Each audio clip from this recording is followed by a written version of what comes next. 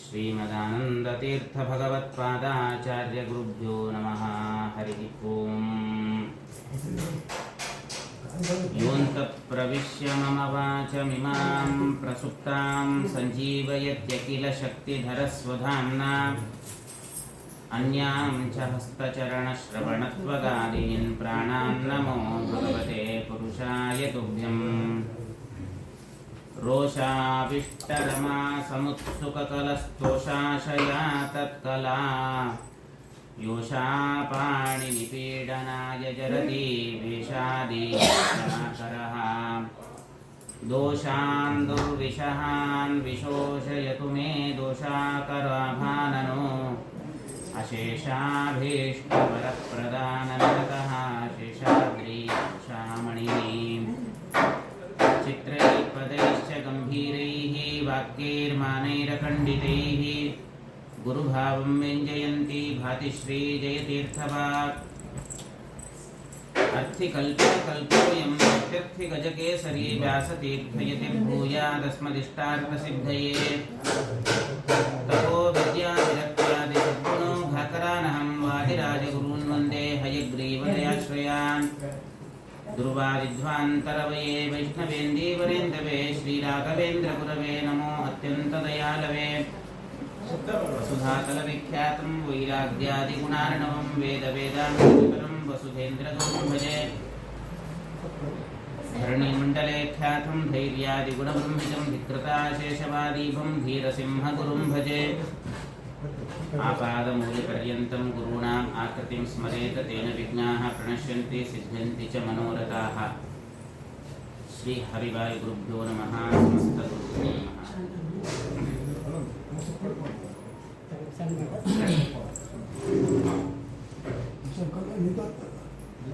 ಸರ್ವೋತ್ತಮನಾದ ಪರಮಾತ್ಮನ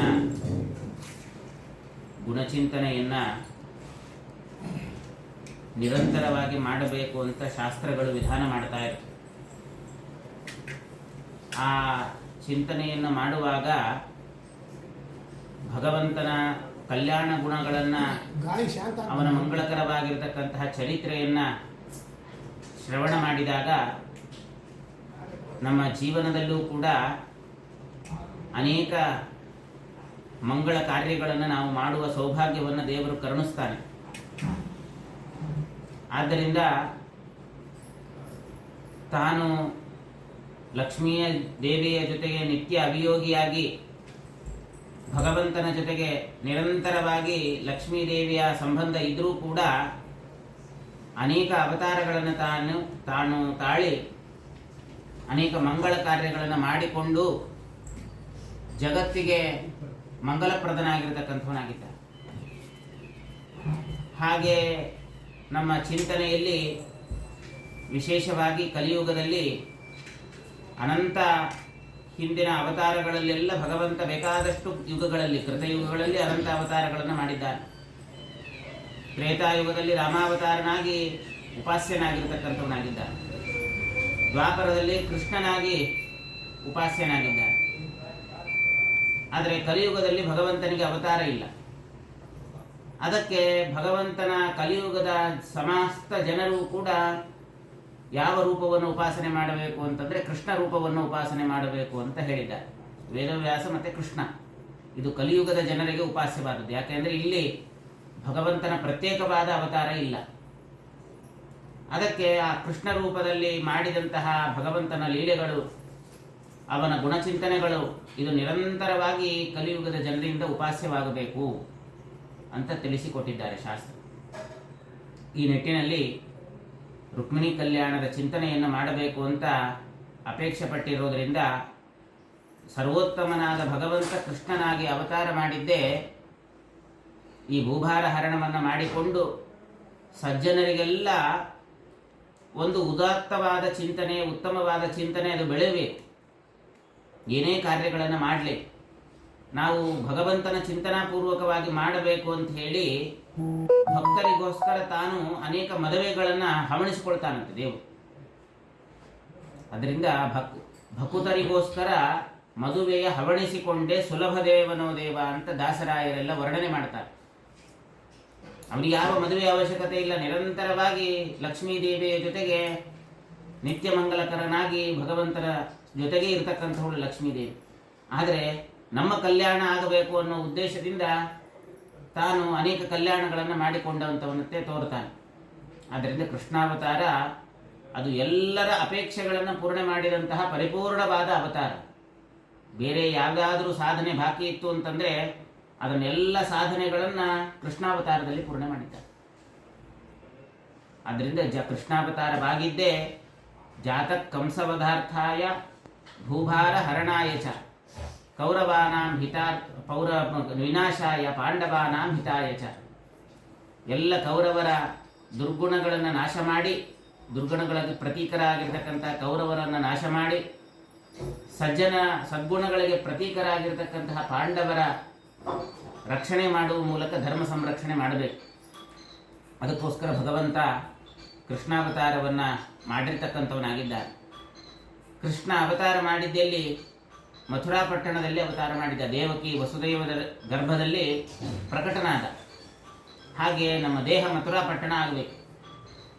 ಮಥುರಾ ಪಟ್ಟಣ ಆಗಬೇಕು ಅಂತಂದರೆ ಆ ಮಥುರಾ ಪಟ್ಟಣದಲ್ಲಿ ದೇವಕಿ ವಸುದೇವರು ಇರಬೇಕಲ್ಲ. ನಾವು ಕೂಡ ಜ್ಞಾನ ಭಕ್ತಿ ಎಂಬ ವಸುದೇವ ದೇವಕಿಯರನ್ನು ಸಂಪಾದನೆ ಮಾಡಿಕೊಂಡಾಗ ಪರಮಾತ್ಮ ತಾನಾಗೆ ಬರ್ತಾರೆ. ವಸುದೇವ ದೇವಕಿಯರು ಅರಮನೆಯಲ್ಲಿ ಇದ್ದಾಗ ಭಗವಂತ ಹುಟ್ಟಲಿಲ್ಲ. ಎಲ್ಲವನ್ನು ಪರಿತ್ಯಾಗ ಮಾಡಿ ಕಾರಾಗೃಹದಲ್ಲಿದ್ದಾಗ ದೇವರ ಅವತಾರ ಮಾಡಿದ್ದ. ಹಾಗೆ ವೈರಾಗ್ಯವನ್ನು ಸಂಪಾದನೆ ಮಾಡಬೇಕು ಅಂತ ಅರ್ಥ. ಜ್ಞಾನ ಭಕ್ತಿ ವೈರಾಗ್ಯ ಇವುಗಳನ್ನು ಇಟ್ಟುಕೊಂಡು ಅಂತಹ ಸನ್ನಿವೇಶದಲ್ಲಿ ದೇವರು ನಮ್ಮ ಮನಸ್ಸಿಗೆ ನಮ್ಮ ದೇಹವೆಂಬ ಮಥುರಾ ಪಟ್ಟಣಕ್ಕೆ ಬರ್ತಾರೆ. ಎಲ್ಲ ಕಂಸ ಅನೇಕ ರಾಕ್ಷಸರನ್ನು ಸಂಹಾರ ಮಾಡಿದ್ದಾರೆ. ಒಬ್ಬೊಬ್ಬ ರಾಕ್ಷಸರು ಒಬ್ಬೊಬ್ಬ ತತ್ವಾಭಿಮಾನಿ ಅಸುರರು. ಪೂತನ, ಶಕಟಾಸುರ, ತೃಣಾವರ್ತ ಮೊದಲಾಗಿರ್ತಕ್ಕಂತಹ ಅನೇಕ ರಾಕ್ಷಸರೆಲ್ಲರೂ ಕೂಡ ಒಂದೊಂದು ಇಂದ್ರಿಯಗಳಿಗೆ ಅಭಿಮಾನಿ ರಾಕ್ಷಸರುಗಳಾಗಿ ನಾವು ಮಾಡುವ ಕೆಟ್ಟ ಕೆಲಸಕ್ಕೆಲ್ಲ ಪ್ರೇರಕರಾಗಿರ್ತಕ್ಕಂಥವು. ಅವ್ರನ್ನೆಲ್ಲ ಕೃಷ್ಣ ನಮ್ಮ ದೇಹದಲ್ಲಿ ಬಂದು ಕೂತ ಅಂತಾದರೆ ಆ ಕೆಟ್ಟ ಕಾರ್ಯವನ್ನು ಮಾಡಿಸ್ತಕ್ಕಂತಹ ದೈತ್ಯರೆಲ್ಲ ಸಂಹೃತರಾಗ್ತಾರೆ. ಅಂತಹ ಭಗವಂತ ತಾನು ಈ ಮಥುರಾ ಪಟ್ಟಣದಲ್ಲಿ ಅವತಾರ ಮಾಡಿ ಕಂಸನನ್ನು ಸಂಹಾರ ಮಾಡಿದ. ಕಂಸನನ್ನು ಸಂಹಾರ ಮಾಡುವಾಗ ಕಂಸ ಅವನು ಸಾಕ್ಷಾತ್ ಕಾಲನೇಮಿಯೇ ಕಂಸ. ಆ ಕಂಸ ಅವತಾರ ಮಾಡಿದಾಗ ಎಲ್ಲ ದುಷ್ಟರು ಸಂತೋಷಪಟ್ಟಂತೆ, ನಮ್ಮ ರಾಜಾದಿರಾಜ ಅವತಾರ ಮಾಡಿದ್ದಾನೆ. ಅಂತಹ ಕಂಸನನ್ನು ಶ್ರೀಕೃಷ್ಣ ಪರಮಾತ್ಮ ಸಂಹಾರ ಮಾಡಿ ಭಗವಂತ ಅವನು ಮನಸ್ಸಿಗೆ ಅಭಿಮಾನಿ ಅಸುರ. ಹೇಗೆ ಒಬ್ಬ ತತ್ವಾಭಿಮಾನಿ ದೇವತೆಗಳು ಅಂತ ಇರ್ತಾರೆ, ತತ್ವಾಭಿಮಾನಿ ಅಸುರರು ಅಂತ ಇರ್ತಾರೆ. ನಾವು ಕೆಟ್ಟ ಆಲೋಚನೆ ಮಾಡೋದೆಲ್ಲ ಅವರ ಪ್ರೇರಣೆಯಿಂದ, ಒಳ್ಳೆ ಆಲೋಚನೆ ಮಾಡಿದರೆ ಅದು ರುದ್ರದೇವರ ಪ್ರೇರಣೆಯಿಂದ ಮನೋಭಿಮಾನಿಗಳ. ನಾವೇನೇನು ಕೆಟ್ಟ ಆಲೋಚನೆಗಳನ್ನು ಮಾಡ್ತೇವೆ ಅದೆಲ್ಲ ಕಾಲನೇಮಿ ನಮ್ಮ ಮನಸ್ಸಿನಿಂದ ಆ ಚಿಂತನೆಗಳನ್ನು ತರಿಸ್ತಾನೆ. ಆದ್ದರಿಂದ ಕಂಸನನ್ನು ಸಂಹಾರ ಮಾಡಿದ ಅಂತಂದರೆ ನಮ್ಮ ಮನಸ್ಸಿನಲ್ಲಿ ದೇವರ ಸಂಪೂರ್ಣವಾಗಿ ನೆಲೆ ನಿಂತರೆ, ಮಥುರಾ ಪಟ್ಟಣದಲ್ಲಿ ಭಗವಂತ ಬಂದಾಗ ಕಂಸ ಸಂಹೃತನಾದ ಅಂತಂದರೆ ದೇವರು ಮನಸ್ಸಿನಲ್ಲಿ ಬಂದಾಗ ದುರಾಲೋಚನೆಗಳೆಲ್ಲ ದೂರವಾಗುತ್ತೆ ಅಂತ. ಆನಂತರ ಕಂಸನ ಸಂಹಾರ ಆದ ಮೇಲೆ ಕಂಸನ ಮಕ್ಕಳು ಯಾರು, ಪ್ರಾಸ್ತಿ ಅಂತ ಅವ್ರ ಹೆಸರು. ನಾವೇನು ಇವತ್ತು ಕಲಿಯ ಪ್ರಭಾವಕ್ಕೆ ಒಳಗಾಗಿ ಆಸ್ತಿಪಾಸ್ತಿಗಳನ್ನು ಸಂಪಾದನೆ ಮಾಡಿಕೊಳ್ತೀವೋ ಅದೇ ಕಂಸರ ಮಕ್ಕಳು. ಅದರಿಂದ ನಾವು ಸಂಪಾದನೆ ಮಾಡಿಕೊಳ್ಳೋದು ಕಂಸನ ಎಲ್ಲ ಆಸ್ತಿ ಸಂಪಾದನೆ ಮಾಡಿಕೊಂಡು ಅದು ಆಸ್ತಿ ಅಂತಲೇ ಇದೆ ಹೆಸರು. ಅದೆಲ್ಲ ಕಂಸನ ಮಕ್ಕಳು. ಜ್ಞಾನ ಭಕ್ತಿಗಳನ್ನು ಸಂಪಾದನೆ ಮಾಡಿಕೊಂಡ್ರೆ ವಸುದೇವ ದೇವಕಿಯರನ್ನು ಸಂಪಾದನೆ ಮಾಡಿಕೊಂಡಾಗ ನಾವು ಅದನ್ನ ಅವರಿಗೆ ವೈಧವ್ಯವನ್ನು ತಂದಿದ್ದರಿಂದ ಅವರೆಲ್ಲ ಕಂಸನ ಹೆಂಡತಿಯರು ಮತ್ತೆ ಜರಾಸಂಧನ ಮಕ್ಕಳು ಎಲ್ಲ ನೋಡ್ರಿ ದುಷ್ಟ. ಈ ಆಸ್ತಿ ಎಲ್ಲ ಕೆಟ್ಟ ಕಾಲನಿಯಮೆಯ ಹೆಂಡತಿಯರು ಮತ್ತೆ ಜರಾಸಂಧನ ಮಕ್ಕಳು. ಮಹಾದುಷ್ಟ ಜರಾಸಂಧ, ಪರಮ ವೈಷ್ಣವ ದ್ವೇಷ. ಎಷ್ಟು ವೈಷ್ಣವ ದ್ವೇಷವನ್ನು ಮಾಡ್ತಾ ಇದ್ದ ಅಂತಂದ್ರೆ ಎಂದಿಗೂ ಅವನ ಮಗದ ರಾಜ್ಯ ಇವತ್ತಿನ ಬಿಹಾರ ಪ್ರದೇಶ ಯಾರ ಬಾಯಿಯಲ್ಲೂ ಹರಿನಾಮ ಸಂಕೀರ್ತನೆ ಬರಬಾರದು. ಅವನ ಸುತ್ತಲೂ, ಅವನ ರಾಜ್ಯದ ಸುತ್ತಲೂ ಗಂಗಾ ನದಿ ಹರಿತಾ ಇತ್ತಂತೆ. ಆ ಗಂಗಾ ನದಿಯ ಹರಿಯುವ ಶಬ್ದನೂ ಕೇಳಬಾರದು. ಯಾಕೆ? ವಿಷ್ಣು ಪಾದೋದಕಾದು ಅಂತ ಹೇಳಿ 4 ದಿಕ್ಕಿಗೂ ಕೂಡ ಒಂದು ದೊಡ್ಡ ನಗಾರಿಯನ್ನು ಇಟ್ಟಿದ್ದಂತೆ. ಅದರ ಶಬ್ದ ಕೇಳಬಾರದು ನನಗೆ, ಯಾಕಂದ್ರೆ ಹರಿಪಾದೋದ ಕಾದು ಆ ಶಬ್ದ ಕೇಳಬಾರದು, ಅಷ್ಟು ವೈಷ್ಣವ ದ್ವೇಷ. ಇಂತಹ ದ್ವೇಷವನ್ನು ಮಾಡ್ತಾ ಇದ್ದ ಭೀಮಸೇನ ದೇವರು ಅವನ ಸಂಹಾರ ಮಾಡಬೇಕಾದ್ರೆ ಅದೇ ಗಂಗಾ ನದಿಯಲ್ಲಿ ಮುಳುಗಿಸಿ ಕೊಲ್ತಾರೆ ಅವನನ್ನು. ಇಂತಹ ಹರಿದ್ವೇಷವನ್ನು ಮಾಡಿದಂತಹ ಜರಾಸಂಧ ಪರಮಾತ್ಮನ ಮೇಲೆ ನನ್ನ ಮಕ್ಕಳ ವೈಧವ್ಯವನ್ನು ಉಂಟು ಮಾಡಿದ್ದಾನೆ ಅಂತ ಹೇಳಿ ಮಹಾದ್ವೇಷ ಇನ್ನಿಷ್ಟು. ಎಷ್ಟು ಬಾರಿ ಅಂತಂದ್ರೆ ಸುಮಾರು 18 ಬಾರಿ 20 ಬಾರಿ ಅಕ್ಷೌಹಿಣಿ ಸೈನ್ಯವನ್ನ 20 ಅಕ್ಷೌಹಿಣಿ ಸೈನ್ಯವನ್ನ ತೆಗೆದುಕೊಂಡು ಬರ್ತಾ ಇದ್ದ ಯುದ್ಧ, ಕೃಷ್ಣನ ಜೊತೆಗೆ ಯುದ್ಧಕ್ಕೆ. ಇಡೀ ಮಹಾಭಾರತ ನಡೆದಿದ್ದ ಯುದ್ಧ ಕೌರವರ ಪಾಂಡವರ ಅಕ್ಷೌಹಿಣಿ ಸೈನ್ಯ ಸೇರಿಸಿದ್ರೆ 18 ಅಕ್ಷೌಹಿಣಿ ಸೈನ್ಯ ಆಗ್ತದೆ. ಆದರೆ ಜರಾಸಂಧ ಒಂದೊಂದು ಬಾರಿ ಬಂದಾಗಲೂ 20 ಅಕ್ಷೌಹಿಣಿ ಸೈನ್ಯ ತಗೊಂಡು ಬರ್ತಾ ಇದ್ದ. ಅದು ಎಷ್ಟು ಬಾರಿ ಬಂದಿದ್ದಾನೆ? 18 ಬಾರಿ ಬಂದಿದ್ದಾನೆ.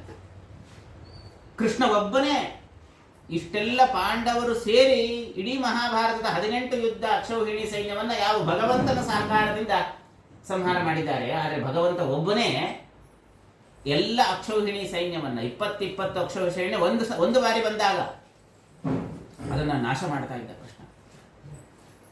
ಹೀಗೆ ನಾಶ ಮಾಡಿ ಯಾವ ಬಲ, ಕೃಷ್ಣನ ಸಂಹಾರಕ್ಕೋಸ್ಕರ ಅಂತಾನೆ ಹುಟ್ಟಿರ್ತಕ್ಕಂತಹ ಮಹಾದುಷ್ಟ ಇದ್ದ, ಅವನನ್ನು ಕರ್ಕೊಂಡು ಬಂದ. 3 ಕೋಟಿ ಅಕ್ಷೌಹಿಣಿ ಸೈನ್ಯವನ್ನು ಹೊಂದಿದ್ದ ಕಾಲಯವನ. ಇವತ್ತಿನ ಯಾವ ಇರಾನ್ ಪ್ರದೇಶ ಇದೆ, ಅಫ್ಘಾನಿಸ್ತಾನ್, ಇರಾನ್, ಇವೆಲ್ಲ ಕಾಲಯವನ ಜಾಗಗಳು, ಎಲ್ಲ ಐರನ್ ಬಾಡಿ. ಅವರೆಲ್ಲ ಕೃಷ್ಣನನ್ನು ಸಂಹಾರ ಮಾಡಲಿಕ್ಕೋಸ್ಕರನೇ ಹುಟ್ಟಿದವರು. ಗರ್ಗಾಚಾರ್ಯರ ಮಕ್ಕಳು. ಗರ್ಗಾಚಾರ್ಯರು ಕೃಷ್ಣನ ಕುಲಪುರೋಹಿತರು ವಾಸ್ತವಿಕವಾಗಿ. ಆದರೆ ಈ ಒಂದು ಸಂದರ್ಭ ಬಂದಾಗ ಕೃಷ್ಣನನ್ನ ಕೊಲ್ಲುವ ಮಗನನ್ನು ಪಡೆಯಬೇಕು ಅಂತ ತಪಸ್ಸು ಮಾಡ್ತಾರೆ. ಮಹಾಭಾರತ ಹೇಳುತ್ತದೆ. ಹೆಂಗ್ ನೋಡ್ರಿ, ದೊಡ್ಡ ಜ್ಞಾನಿಗಳಿಗೂ ಬ್ರಾಹ್ಮಣರಿಗೂ ಎಷ್ಟು ಮಿಥ್ಯಾಜ್ಞಾನ ಬರ್ತದೆ. ಕಾಡಿಗೆ ಯಮುನಾ ನದಿ ಸ್ನಾನಕ್ಕೆ ಹೋಗ್ತಾ ಇದ್ರಂತೆ. ಕೃಷ್ಣ, ಯಾದವರು ಎಲ್ಲರೂ ಕೂಡ ಗೋವುಗಳನ್ನು ಪಾಲನೆ ಮಾಡಿಕೊಳ್ತಾ ಅಲ್ಲೇ ತೀರದಲ್ಲಿದ್ದಾರೆ. ಜೋರಾಗಿ ಗಾಳಿ ಬೀಸಿದೆ. ಗರ್ಗಾಚಾರ್ಯರು ಆ ಗಾಳಿಗೆ, ಆ ಅಲೆಗಳ ಬಡಿತಕ್ಕೆ ಒಳಗಾಗಿ ಭಾರಿ ಪರಿತಪಿಸ್ತಾ ಇದ್ದಾರೆ. ನದಿಯಲ್ಲಿ ನಿಂದಲಿಕ್ಕೆ ಆಗ್ತಾ ಇಲ್ಲ ಯಮುನಾ ನದಿ. ಎಲ್ಲರೂ ನಕ್ಕುಬಿಟ್ರು. ಯಾದವರು ನಕ್ಕಬೇಕಾದ್ರೆ ಆ ಕೃಷ್ಣನೂ ನಕ್ಕಿದ್ದಾನೆ. ಸಿಟ್ಟು ಬಂತು ಇವನಿಗೆ. ಬೇರೆಯವ್ರು ನಕ್ಕಿದ್ ಸಿಟ್ಟು ಬರಲಿಲ್ಲ, ಕೃಷ್ಣ ನಕ್ಕಿದ್ ಸಿಟ್ಟು ಬಂತು. ಯಾಕೆ? ನಾನು ಅವನಿಗೆ ನಾಮಕರಣ ಮಾಡಿದ್ದೀನಿ, ಆ ಗೌರವ ಇಲ್ಲ ಅವನಿಗೆ.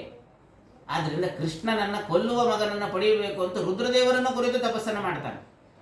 ತಪಸ್ಸು ಹೇಗೆ ಮಾಡ್ತಾನೆ ಅಂತಂದ್ರೆ, ಪ್ರತಿನಿತ್ಯದಲ್ಲಿಯೂ ಕೂಡ ಕಬ್ಬಿಣದ ತುಂಡುಗಳನ್ನು ಮಾಡಿ ಅದನ್ನು ಆಹಾರವಾಗಿ ಸ್ವೀಕಾರ ಮಾಡಿಕೊಂಡು ತಪಸ್ಸನ್ನು ಮಾಡ್ತಾ ಇದ್ದ ಗರ್ಗಾಚಾರ್ಯ. ಎಷ್ಟು ದ್ವೇಷದಿಂದ! ಒಂದು ಕಬ್ಬಿಣದ ತುಂಡಲ್ಲ, ಆಹಾರವನ್ನು ಬಿಟ್ಟರೇನೆ ತಪಸ್ಸು ಮಾಡ್ಲಿಕ್ಕೆ ಆಗಲ್ಲ. ಉಪವಾಸ ಬಿಟ್ಟರೆ ನಮಗೆ ಸಂಧ್ಯಾವಂದನೆ ಮಾಡ್ಲಿಕ್ಕೆ ಆಗೋದಿಲ್ಲ. ಅಂತಹ ಕಬ್ಬಿಣದ ತುಂಡುಗಳನ್ನು ತಿಂದು ಮಾಡಿದ. ರುದ್ರದೇವರು ಬಂದರು, ಏನ್ ಬೇಕು ಅಂತ. ಕೃಷ್ಣನನ್ನು ಕೊಲ್ಲುವ ಮಗ ಬೇಕು. ತಥಾಸ್ತು ಅಂದರು.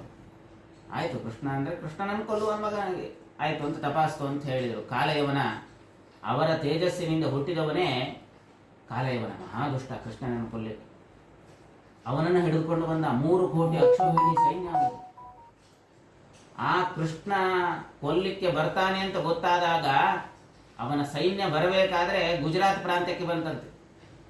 ಅವನ ಸೈನ್ಯದಲ್ಲಿ ಇರ್ತಕ್ಕಂತಹ ಗಜ ತುರುಗಾದಿಗಳು ಮಾಡಿದ ಮಲಮೂತ್ರವೇ ನದಿಯಂತೆ ಹರಿದಿದೆ ಅಂತ ಭಾಗವತ ವರ್ಣನೆ ಮಾಡಿ. ಅಷ್ಟು ಸೈನ್ಯ, 3 ಕೋಟಿ ಸೈನ್ಯವನ್ನ ಸ್ವೀಕಾರ ಮಾಡಿಕೊಂಡು ಕಾಲಯವನ ಅದನ್ನು ಬರ್ತಾ ಇದ್ದ. ಕೃಷ್ಣ ಏನು ಮಾಡಿದ? ಬಹಳ ಉಪಾಯ, ಒಂದು ಚಮತ್ಕಾರ, ರಾಜತಾಂತ್ರಿಕ. ಅವನು ಒಂದು ದೊಡ್ಡ ಮಡಿಕೆಯಲ್ಲಿ ಕೃಷ್ಣ ಸರ್ಪವನ್ನು ಹಾಕಿದ. ಕೃಷ್ಣ ಸರ್ಪವನ್ನು ಹಾಕಿ, ಅಂದ್ರೆ ಕಪ್ಪಾದ ಒಂದು ನಾಗರಹವನ್ನು ಹಾಕಿ ಒಂದು ಮಡಿಕೆಯಲ್ಲಿ ಕಳಿಸಿ ಅವನಿಗೆ ಸಂದೇಶ ಕಳಿಸಿದ. ಇನ್ನು ಗುಜರಾತ್ನಲ್ಲೇ ಇದ್ದ ಅವನು. ಏನಂತ ಅಂದ್ರೆ, ನೋಡು, ಈ ಕೃಷ್ಣ ಸರ್ಪ ನಿನ್ನನ್ನು ಸಂಹಾರ ಮಾಡ್ತದೆ, ಅಂದ್ರೆ ಕೃಷ್ಣ ನಿನ್ನನ್ನು ಸಂಹಾರ ಮಾಡ್ತಾನೆ, ಜಾಗೃತಿಯಾಗಿರು ಅಂತ. ಕೃಷ್ಣ ಒಬ್ಬನೇ ಸಂಹಾರ ಮಾಡ್ತಾನೆ ಅನ್ನೋ ಒಂದು ಸಂದೇಶವನ್ನು ಕಳಿಸ್ಲಿಕ್ಕೆ ಒಂದು ಮಡಿಕೆಯಲ್ಲಿ ದೊಡ್ಡ ಸರ್ಪವನ್ನು ಹಾಕಿ ಕಳಿಸಿದ. ಓ, ನೀನು ಸಂಹಾರ ಮಾಡ್ತೀಯಾ?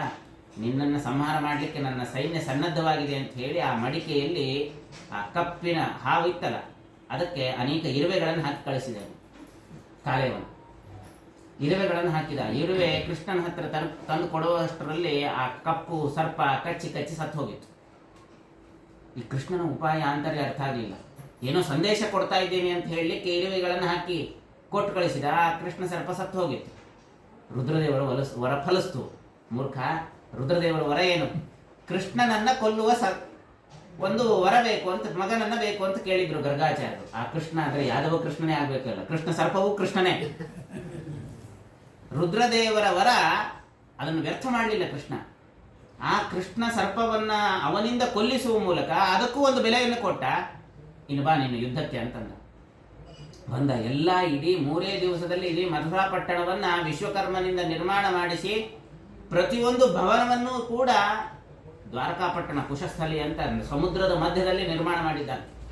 ದ್ವಾರಕಾಪಟ್ಟಣವನ್ನು ನಿರ್ಮಾಣ ಮಾಡಿ ಎಲ್ಲರನ್ನೂ ಕರೆಸಿ, ಯಾಕೆ ಕಾಲಯವನ ಸೈನ್ಯದಿಂದ ಯಾದವರಿಗೆ ಯಾವುದೇ ವಿಧವಾಗಿರ್ತಕ್ಕಂತಹ ಹಾನಿ ಆಗಬಾರ್ದು, ರಾಜ್ಯಕ್ಕೆ ತೊಂದರೆ ಆಗಬಾರ್ದು, ಜನಕ್ಕೆ ಹೇಳಿ ಕೃಷ್ಣ ಎಲ್ಲರನ್ನೂ ಕಳಿಸಿದ್ದಾನೆ ಬಲರಾಮನ ಸಮೇತನಾಗಿ. ಕಳಿಸಿ ಕಾಲಯವನ ಬರ್ತಾ ಇದ್ದಾನೆ ಅಂತಂದಾಗ ತಾನು ಒಬ್ಬನೇ ಇದ್ದಾನೆ ಏಕಾಕೆ ಮಥುರಾಪಟ್ಟಣ. ಬಂದ, ಅಟ್ಟಿಸಿಕೊಂಡು ಬಂದ, ಓಡಿತಾ. ಯಾವಾಗ ಹತ್ರ ಬರ್ತಾ ಇದ್ದಾನೋ ಓಡ್ತಾ ಇದ್ದಾನೆ ಕೃಷ್ಣ. ಮತ್ತೆ ಓಡಿದ. ಎಲ್ಲಿ ಓಡಿದ ಅಂದ್ರೆ ಗೋಮಂತ ಪರ್ವತ ಅಂದ್ರೆ ಇವತ್ತಿನ ಗೋವಾ, ಆ ಗೋವಾ ಪ್ರದೇಶಕ್ಕೆ ಹೋದ. ಅಲ್ಲಿ ಒಂದು ಗುಹೆಗೆ ಹೋದ. ಆ ಗುಹೆಯಲ್ಲಿ ಯಾರೋ ಮಲ್ಕೊಂಡಿದ್ದ. ತನ್ನ ಹೋಗಿ ಶಾಟಿ ಹಾಕಿ ಅಡ್ಕೊಂಡ್ಬಿಟ್ಟ. ಅಡ್ಕೊಂಡ್ರೆ ಯಾರು ಕೃಷ್ಣ ಇಷ್ಟು ಓಡಿಸಿಕೊಂಡು ಬಂದು ನನ್ನನ್ನು ಗೋವಾ ತನಕ ಓಡಿಸಿಕೊಂಡು ಬಂದು ಮಲ್ಕೊಂಡಿದ್ಯಾ ನೀನು ಅಂತ ಹೇಳಿ ಅವನನ್ನು ಎಳೆದು ಎಬ್ಬಿಸ್ಬೇಕು ಅಂತ ಮಾಡ್ತಾನೆ. ಅವನು ಎದ್ದು ಕಣ್ಣು ಬಿಟ್ಟ ತಕ್ಷಣ, ಅವನು ಸಿಟ್ಟಿನಿಂದ ಎದ್ದು ಕಣ್ಣು ಬಿಟ್ಟ ತಕ್ಷಣ ಈ ಕಾಲಯವನ ಸುಟ್ಟು ಭಸ್ಮನಾಗ್ತಾನೆ. ಅವನಿಗೆ ಮುಚುಕುಂದ ರಾಜ. ಮುಚುಕುಂದ ದೇವತೆಗಳ ವರದಿಂದ ದೇವತೆಗಳೆಲ್ಲ ಸಹಕಾರ ಕೊಡ್ತಾ ಇದ್ದ. ದೇವತೆಗಳು ಏನ್ ಬೇಕು, ಮೋಕ್ಷ ಬೇಕು ಅಂದ್ರೆ ಅದು ನಮ್ಮ ಡಿಪಾರ್ಟ್ಮೆಂಟ್ ಅಲ್ಲ ಅಂದ್ರು ದೇವತೆಗಳು. ಮತ್ತೆ ಯಾರು ಕೊಡ್ತಾರೆ? ದೇವರು ಕೊಡ್ತಾರೆ. ಹಾಗಾದ್ರೆ ದೇವರ ದರ್ಶನ ಆಗೋ ತನಕ ನಂಗೆ ನಿದ್ದೆ ಬೇಕು ಅಂತ, ಸುಸ್ತಾಗಿದೆ, ನಿದ್ರೆ ಬೇಕು ಅಂತ. ಆಯ್ತು ಮಲ್ಕೋ ಅಂತಂದ್ರು ದೇವತೆಗಳು. ಹೌದು, ನಿದ್ರೆ ಕಡಿಸಿದ್ರೆ ಏನ್ ಮಾಡಬೇಕು? ಯಾರು ನಿನ್ನ ನಿದ್ದೆಗೆಡಿಸ್ತಾರೋ ಅವ್ರು ಸುಟ್ಟು ಭಸ್ಮ ಆಗೋಗ್ಲಿ ಅಂತ ದೇವತೆಗಳು ವರ ಇತ್ತು.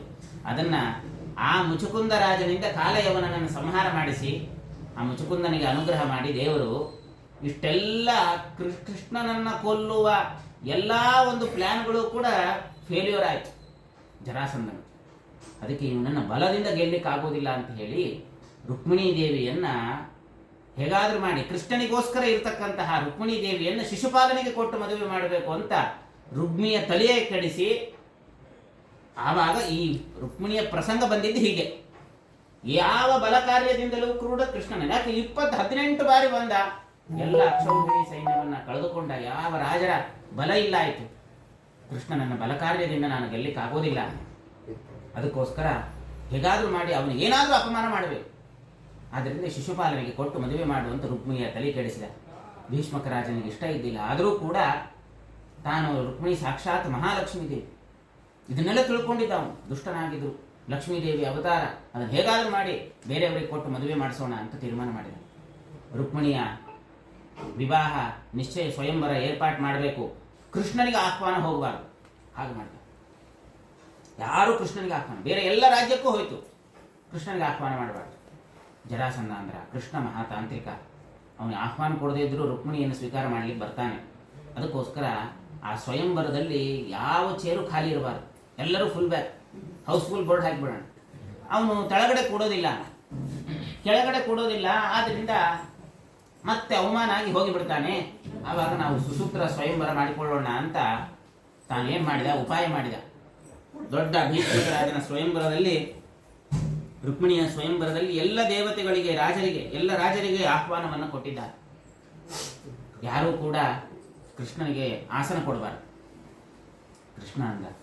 ಬಲರಾಮನಿಗೆ ಗೊತ್ತಾಯ್ತು ವಿಷಯ. ಏನೋ ಬಲರಾಮ ನೋಡು, ಕುಶಸ್ಥಲಿ ನಗರದಲ್ಲಿ ಸ್ವಯಂವರವನ್ನು ಏರ್ಪಾಟು ಮಾಡಿದಾರಂತೆ. ರುಕ್ಮಿಣಿಯ ಸ್ವಯಂವರ, ನಮಗೆ ಮಾತ್ರ ಆಹ್ವಾನ ಇಲ್ಲ. ಅಣ್ಣ ನೀ ಚಿಂತೆ ಮಾಡಬೇಡ, ನಾನು ಹೋಗಿ ಬರ್ತೇನೆ, ಏನು ಚಿಂತೆ. ಗರುಡನನ್ನು ಕರೆದು ಗರುಡನ ಮೇಲೆ ಏರಿ ನಡೆಯಲ್ಲಿ ಅಂತ ಹೇಳಿ ರುಕ್ಮಿಣಿ ಸ್ವಯಂವರಕ್ಕೆ ಬಂದ್ರೆ, ಆ ಸಭಾ ಮಧ್ಯದಲ್ಲಿ ಗರುಡನ ಬರಬೇಕು. ಆ ಬರಬೇಕಾದ್ರೆ, ಗರುಡನ ಮೇಲೆ ಹಾರಿ ಬರಬೇಕಾದ್ರೆ, ಗರುಡನ ರೆಕ್ಕೆಯ ವೇಗಕ್ಕೇನೆ ಆ ಸಭೆಯಲ್ಲಿ ಆಸನದ ಮೇಲೆ, ಸಿಂಹಾಸನದ ಮೇಲೆ ಕೂತ ಎಲ್ಲ ರಾಜರು ಕೂಡ ದಬದಬ ಅಂತ ಕೆಳಗಡೆ ಬಿದ್ದುಬಿಟ್ರು. ಅಷ್ಟು ಯಾವ ಕೃಷ್ಣನಿಗೆ ಅಪಮಾನ ಮಾಡಬೇಕು ಅಂತ ಇಚ್ಛೆ ಪಟ್ಟು ಒಬ್ಬರು ಆಸನ ಕೊಟ್ಟಿದ್ದಿಲ್ಲ. ಈ ಗರುಡನ ರೆಕ್ಕೆಯ ವೇಗಕ್ಕೇನೆ ಎಲ್ಲರೂ ತಾವಾಗೆ ಕೆಳಗಡೆ ಬಿದ್ರು. ಅಷ್ಟು ಆಸನಗಳ ಖಾಲಿ. ಯಾವ ಆಸನದಲ್ಲಿ ಕೂಡಲಿ, ನಾನು ಇನ್ನೊಬ್ಬರ ಆಸನದಲ್ಲಿ ಕೂಡಲ್ಲ ಅಂತ ದೇವೇಂದ್ರ ತನ್ನ ಆಸನದಂತ ಕೊಡ್ತಾನೆ ಸ್ವರ್ಗಲೋಕದಿಂದ, ಕೂಡು ಸ್ವಾಮಿ ಅಂತ. ಕೂತು ಭೀಷ್ಮರಾಜನಿಗೆ ಹೇಳ್ತಾನೆ, ನೋಡು ರುಕ್ಮಿಣಿ ಸಾಕ್ಷಾತ್ ಮಹಾಲಕ್ಷ್ಮೀ ದೇವಿ, ಅವರು ನಿನ್ನ ಮಗಳಾಗಿ ಅವತಾರ ಮಾಡಿದ್ದಾಳೆ, ನಿನ್ನ ಪೂರ್ವಜನ್ಮದ ಪುಣ್ಯ. ನೀನು ನನಗೆ ಕನ್ಯಾದಾನವನ್ನು ಮಾಡಿಕೊಟ್ರೆ ಅವಳು ಸುಸೂತ್ರವಾಗಿರ್ತಾಳೆ. ಯಾರಿಗಾದರೂ ಬೇರೆಯವರಿಗೆ ಕೊಡೋ ಚಿಂತನೆ ಮಾಡಿದರೆ ಮಹಾ ಅನರ್ಥ ಎದುರಾಗಿದೀತು, ಹುಷಾರ ಅಂತಂದ ಕೃಷ್ಣ. ಬಹಳ ಹೆದರಿಕೆ ಆಯಿತು ಭೀಷ್ಮಕರಾಜನಿಗೆ. ನನಗೆ ಅಪೇಕ್ಷೆ ಇಲ್ಲ ಶಿಶುಪಾಲನಿಗೆ ಕೊಟ್ಟು ಮದುವೆ ಮಾಡಬೇಕು ಅಂತ. ಆದರೂ ಕೂಡ ರುಕ್ಮಿ ನನ್ನ ಮಕ್ಕಳ ಅಧೀನ, ನಾನು ಏನು ಮಾಡಬೇಕು? ಈ ದೊಡ್ಡ ಚಿಂತೆ ಆಗಿದೆ. ಅದಕ್ಕೋಸ್ಕರ ಬಹಳ ಚಿಂತಾಗ್ರಸ್ತನಾಗಿ ಏನು ಮಾಡಬೇಕು ಗೊತ್ತಾಗ್ತಾ ಇಲ್ಲ. ಕೃತಕೈಶಿಕರು ಅಂತ ಅವನ ಮಕ್ಕಳು. ಆ ಕೃತಕೈಶಿಕರಿಗೂ ಕೂಡ ಅವರಿಗೆ ಕೊಡುವ ಅಪೇಕ್ಷೆ ಇದ್ದಿಲ್ಲ. ಆದರೆ ರುಕ್ಮಿಗೆ ಮಾತ್ರ ಭಾರೀ ಜರಾಸಂಧನ ಭಕ್ತಿ, ಶಿಶುಪಾಲನ ಸ್ನೇಹದಿಂದ ವಿಶೇಷವಾಗಿ ಅವನಿಗೆ ಕೊಟ್ಟು ಮದುವೆ ಮಾಡಬೇಕು ಅಂತ ತಲೆ ತುಂಬಿದ್ದು. ಹೀಗೆ ಮಾಡಿದಾಗ ಒಂದು ಪತ್ರವನ್ನು ಬರೆದು ಕಳಿಸ್ತಾಳೆ ರುಕ್ಮಿಣಿ ದೇವಿ. ಗೊತ್ತಾಯ್ತು ಜರಾಸಂಧ ಅಂದ ಸ್ವಯಂವರ, ಅದು ಫೇಲ್ಯೂರ್ ಆಯ್ತು. ಯಾಕೆಂದ್ರೆ ಬಂದು ಮಾಡಿಕೊಂಡು ಹೋದ, ಇನ್ನೊಂದು ಸ್ವಯಂವರ ಮಾಡಬೇಡ ಅವಳು ಲಕ್ಷ್ಮೀದೇವಿ, ಭಗವಂತ ನನಗೋಸ್ಕರ ಮೀಸಲಿಡತಕ್ಕಂಥವಳು. ಆವಾಗ ಬೇಡ ಕೃಷ್ಣನ ಹೋಗಿದ್ದಾನೆ. ಸ್ವಯಂವರ ಅಂತಂದ್ರೆ ಏನಾದರೂ ಮಾಡಿ ಗೊತ್ತಾಗುತ್ತೆ. ನಾಳೆ ಬೆಳಗ್ಗೆ ಒಳಗಡೆ 11 ಗಂಟೆಗೆ ಮುಹೂರ್ತ ಇಟ್ಬಿಡೋಣ. ಇವತ್ತು ಅವಮಾನ ಆಗಿದೆ, ಯಾವ ನಿಶ್ಚಿತಾರ್ಥ ಬೇಡ, ಏನು ಬೇಡ, ಯಾರಿಗೂ ಆಹ್ವಾನ ಬೇಡ, ಮನೆ ಮಂದಿನೇ ಇಟ್ಕೊಂಡು ವಿವಾಹ ಆಗಿ ತಾಲಿ ಕಟ್ಟಿಸ್ಬಿಡೋಣ ಅಂತ ತೀರ್ಮಾನ ಮಾಡಿ ರಾತ್ರಿ ಒಂದು ಪತ್ರ ಬರೀತಾಳೆ. ಸರ್ವೋತ್ತಮನಾದ ಭಗವಂತನಿಗೆ ರುಕ್ಮಿಣಿ ದೇವಿ ಪತ್ರವನ್ನು ಬರೀತಾಳೆ. ಸ್ವಾಮಿ, ಎಂತಹ ಒಂದು ಅನರ್ಥ ಉಂಟಾಗಿದೆ. ಬಹಳ ಕೃಷ್ಣನನ್ನು ಒಂದು ಬಾರಿಯೂ ಕೂಡ ನೋಡಿದ್ದಿಲ್ಲ ರುಕ್ಮಿಣಿ ದೇವಿ. ಬರೇ ನಾರದರ ಉಪದೇಶದಿಂದ ಕೃಷ್ಣನ ಗುಣಚಿಂತನೆಗಳನ್ನೇ ಮಾಡಿಕೊಂಡು ಜೀವನವನ್ನು ಸಾಗಿಸ್ತಾ ಇದ್ಲು. ಅವಳು ಪತ್ರ ಬರೀತಾಳೆ. ಶ್ರುತ್ವಾ ಗುಣಾನ್ ಭುವನ ಸುಂದರ ಸಂಗಮಾಂಸ್ತೆ ನಿರ್ವಿಶ್ಯ ಕರ್ಣ ವಿವರಂ ಹರತೋಂಗ ತಾಪಂ ರೂಪಂ ಪರಂ ಭುವನ ಮಂಗಲ ಮಂಗಲಂ ತೇ ತ್ವಯ್ಯಚ್ಯುತಾ ವಿಶತಿ ಚಿತ್ತಮ ಪತ್ರಪಂ ಮೇ. ಸ್ವಾಮಿ, ಜಗತ್ತಿನಲ್ಲಿ ಅತ್ಯಂತ ಮಂಗಳಕರವಾದ ಗುಣಗಳನ್ನು ಹೊಂದಿದಂತಹ ಏಕೈಕ ವ್ಯಕ್ತಿ ಅಂತಂದ್ರೆ ಅದು ಒಬ್ಬನೇ ನೀನೆ. ನಿನಗೆ ರೂಪ, ಸೌಂದರ್ಯ ಇವುಗಳಿಗೆ ಸರಿಸಾಟಿಯಾಗಿರ್ತಕ್ಕಂತಹ ಜಗತ್ತಿನಲ್ಲಿ ಯಾವ ವಸ್ತುಗಳನ್ನು ಕೂಡ ನಾವು ಸಮಾನವಾಗಿ ಕಾಣಲಿಕ್ಕೆ ಸಾಧ್ಯ ಇಲ್ಲ.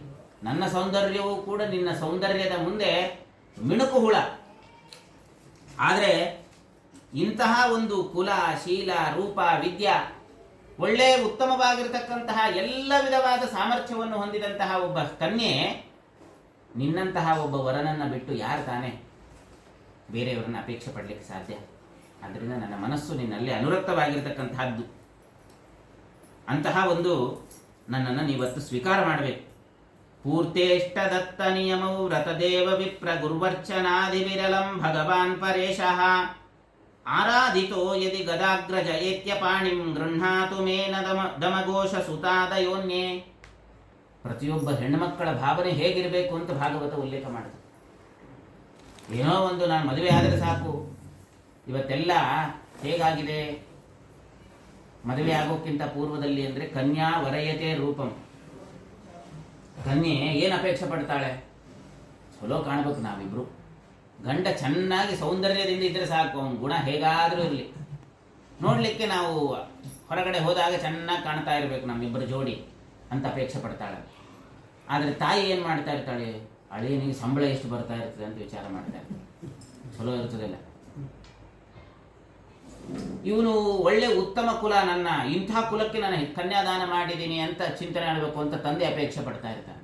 ಬಾಂಧವರೆಲ್ಲ ಏನು ಮಾಡ್ತಾ ಇರ್ತಾರೆ ಅಂತಂದರೆ ಒಳ್ಳೆ ಊಟ ಎಷ್ಟು ಹಾಕ್ತಾರೋ ಅಂತ ಯೋಚನೆ ಮಾಡ್ತಾರೆ. ಹೋಳಿಗೆ ಮಾಡಿಸ್ತಾರೋ, ಮಂಡಿಗೆ ಮಾಡಿಸ್ತಾರೋ ಅಂತ.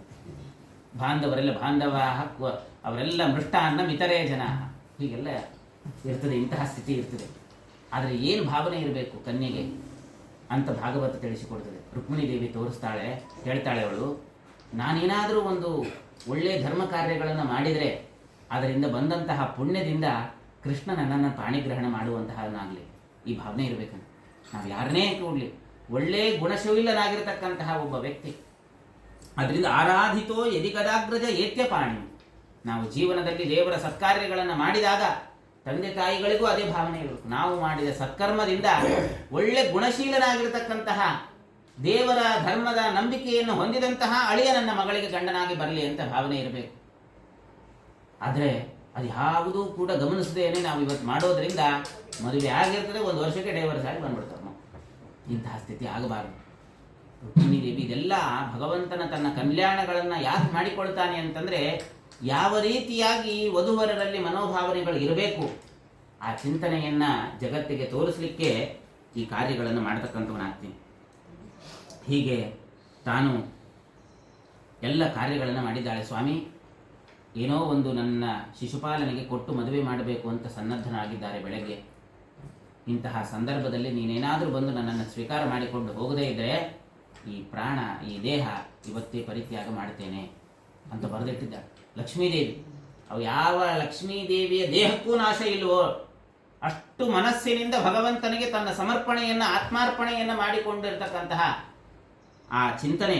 ಯದ್ಯಂಬುಜಾಕ್ಷ ನಲಭೇಯ ಭವತ್ ಪ್ರಸಾದಂ ಜಹ್ಯಾಂ ಅಸೂನ್ ವ್ರತಕೃಶ ಶತಜನ್ಮಭಿಸ್ಯಾಂ. 100 ಜನ್ಮ ಆಗ್ಲಿಕ್ಕೆ ಕಾಯ್ತೀನಿ, ಆದರೆ ನಿನ್ನನ್ನು ಬಿಟ್ಟು ಬೇರೆ ಯಾರನ್ನೂ ಕೂಡ ನಾನು ಸ್ವೀಕಾರ ಮಾಡೋದಿಲ್ಲ. ಆದ್ದರಿಂದ ನೀನು ನನ್ನನ್ನು ಸ್ವೀಕಾರ ಮಾಡಿಕೊಂಡು ಹೋಗಬೇಕು ಅಂತ ತಾನು ಪ್ರಯತ್ನ ಪಡ್ತಾ ಇದ್ದಾಳೆ. ತನ್ನ ಅಪೇಕ್ಷೆಯನ್ನು ಪಟ್ಟಿದ್ದಾಳೆ. ಅದನ್ನು ಕೊಟ್ಟು ಒಬ್ಬ ಬ್ರಾಹ್ಮಣನ ಕೈಗೆ ಕೊಟ್ಟು ಕೃಷ್ಣನಿಗೆ ಸಂದೇಶ ಮುಟ್ಟಿಸ್ರಿ ಅಂತ ಬರ್ತು. ಆ ಬ್ರಾಹ್ಮಣನದು ಎಂಥ ಪುಣ್ಯ ನೋಡಿ. ಈಗಾದರೆ ಎಲ್ಲ ಮೆಸೇಜ್ ವಾಟ್ಸಪ್ಪು, ಫೇಸ್ಬುಕ್ಕು ಎಲ್ಲ ಇತ್ತು. ಅವಾಗ ಯಾವುದಿತ್ತು? ಬ್ರಾಹ್ಮಣರೇ ನಿಜವಾಗಿಯೂ ಕೂಡ ಭಗವಂತನಿಗೂ ಲಕ್ಷ್ಮೀದೇವಿಯ ಒಂದು ವಿಶಿಷ್ಟವಾದ ಯೋಗವನ್ನು ಸಂಪಾದನೆ ಮಾಡಿಕೊಡುವ ಅದು ಯೋಗ ಭಾಗ್ಯ, ಅದು ಬ್ರಾಹ್ಮಣ ಕುಲಕ್ಕೆ ಬಂದಿರತಕ್ಕಂಥದ್ದು. ಆ ಬಂದು ತಂದು ಕೊಡ್ತಾರಂತೆ ಕೃಷ್ಣನ ಹತ್ರ ಪತ್ರವನ್ನು ತಂದು ಕೊಡ್ತಾರೆ. ತಂದು ನೋಡ್ತಾನೆ, ರುಕ್ಮಿಣಿ ಕೈಯಿಂದ ಬಂದಂತಹ ಪತ್ರ ಅಂತ ಹೇಳಿ ಆ ಬ್ರಾಹ್ಮಣನ ಕೈಯನ್ನು ಗಟ್ಟಿಯಾಗಿ ಹಿಡ್ಕೊಳ್ತಾನಂತೆ. ಎಂಥ ಒಳ್ಳೆ ಕೆಲಸ ಮಾಡಿ ಬ್ರಾಹ್ಮಣನ ಪತ್ರ ತಂದು ಕೊಟ್ಟ. ನನ್ನ ಕೈಯನ್ನೇ ಎಷ್ಟು ಗಟ್ಟಿಯಾಗಿ ಹಿಡ್ಕೊಂಡಿದ್ದಾನೆ ಅಂತಂದ್ರೆ, ರುಕ್ಮಿಣಿ ಕೈಯನ್ನು ಎಷ್ಟು ಗಟ್ಟಿಯಾಗಿ ಹಿಡ್ಕೊಳ್ತಾನೆ ನಮ್ಮ ಸ್ವಾಮಿ. ಭಾರಿ ಗಟ್ಟಿಯಾಗಿ ಹಿಡ್ಕೊಳ್ತಾನೆ. ಅಷ್ಟು ಗಟ್ಟಿಯಾಗಿ ಹಿಡ್ಕೊಂಡಿದ್ದಾನಂತೆ. ಸಂತೋಷ ಆಗ್ತಾನೆ. ಅವನು ಹೇಳ್ತಾನೆ, ತಥಾ ಅಹಮಪಿ ತಚ್ಚಿತ್ತೋ ನಿದ್ರಾಂ ನಾಧ್ಯಾಗಮಿ. ರುಕ್ಮಿಣಿಯ ಏನು ಸಂದೇಶವನ್ನು ಕೊಡ್ತಾಳೆ ಅನ್ನೋ ಚಿಂತನೆಯಲ್ಲೇ ನಾನು ಮಗ್ನಾಗಿದ್ದೇನೆ, ಇನ್ನೂ ಮಲಗಿಲ್ಲ ನಾನು. ವೇದಾಹಂ ರುಕ್ಮಿಣಿಯ ದ್ವೇಷಾನ್, ಯಾವುದೋ ನನ್ನ ಮೇಲಿನ ದ್ವೇಷದಿಂದ ಶಿಶುಪಾಲನೆಗೆ ಕೊಟ್ಟು ಮದುವೆ ಮಾಡಬೇಕು ಅಂತ ಸನ್ನದ್ಧರಾಗಿದ್ದಾರೆ. ಆದ್ದರಿಂದ ಚಿಂತೆ ಮಾಡಬೇಡ, ನಾನು ಕರ್ಕೊಂಡು ರುಕ್ಮಿಣಿಯನ್ನು ಸ್ವೀಕಾರ ಮಾಡಿಕೊಂಡು ಬರ್ತೇನೆ ಅಂತ ಬ್ರಾಹ್ಮಣನಿಗೆ ತಾನು ಒಂದು ಪತ್ರ ಬರೆದು ಕಳಿಸ್ತಾನೆ. ತಾನು ಪತ್ರ, ಮತ್ಪಾಣಿ, ಗ್ರಹಣೆ ಇದೆಲ್ಲ ಬರೆದು ಕಳಿಸ್ತಾನೆ. ಪಾಪ ಬ್ರಾಹ್ಮಣ ಬರಬೇಕಲ್ಲ, ಅವನ್ನೆಲ್ಲ ನೀಟಾಗಿ ಎಲ್ಲ ಮುಗಿಸ್ಕೊಂಡು ಬರಬೇಕು.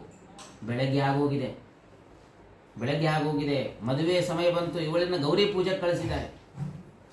ರುಕ್ಮಿಣಿ ದೇವಿಗೆ ಎಷ್ಟು ತವಕ ನೋಡ್ರಿ, ಇನ್ನೂ ಬರ್ತಾ ಇಲ್ಲ ಬ್ರಾಹ್ಮಣ. ನನ್ನ ಸಂದೇಶ ಪರಮಾತ್ಮನಿಗೆ ಮುಟ್ಟಿದೆಯೋ ಇಲ್ಲೋ, ಕೃಷ್ಣ ಪರಮಾತ್ಮ ಇನ್ನೂ ನನ್ನನ್ನು ಸ್ವೀಕಾರ ಮಾಡಿಕೊಂಡು ಬರಲಿಲ್ಲ, ಎಂತಹ ನನ್ನ ದೈವವೇ ನನಗೆ ಪ್ರತಿಕೂಲವಾಯ್ತಾ ಅಂತ ಚಿಂತನೆ ಮಾಡ್ತಾ ಇದ್ದಾಳಂತೆ.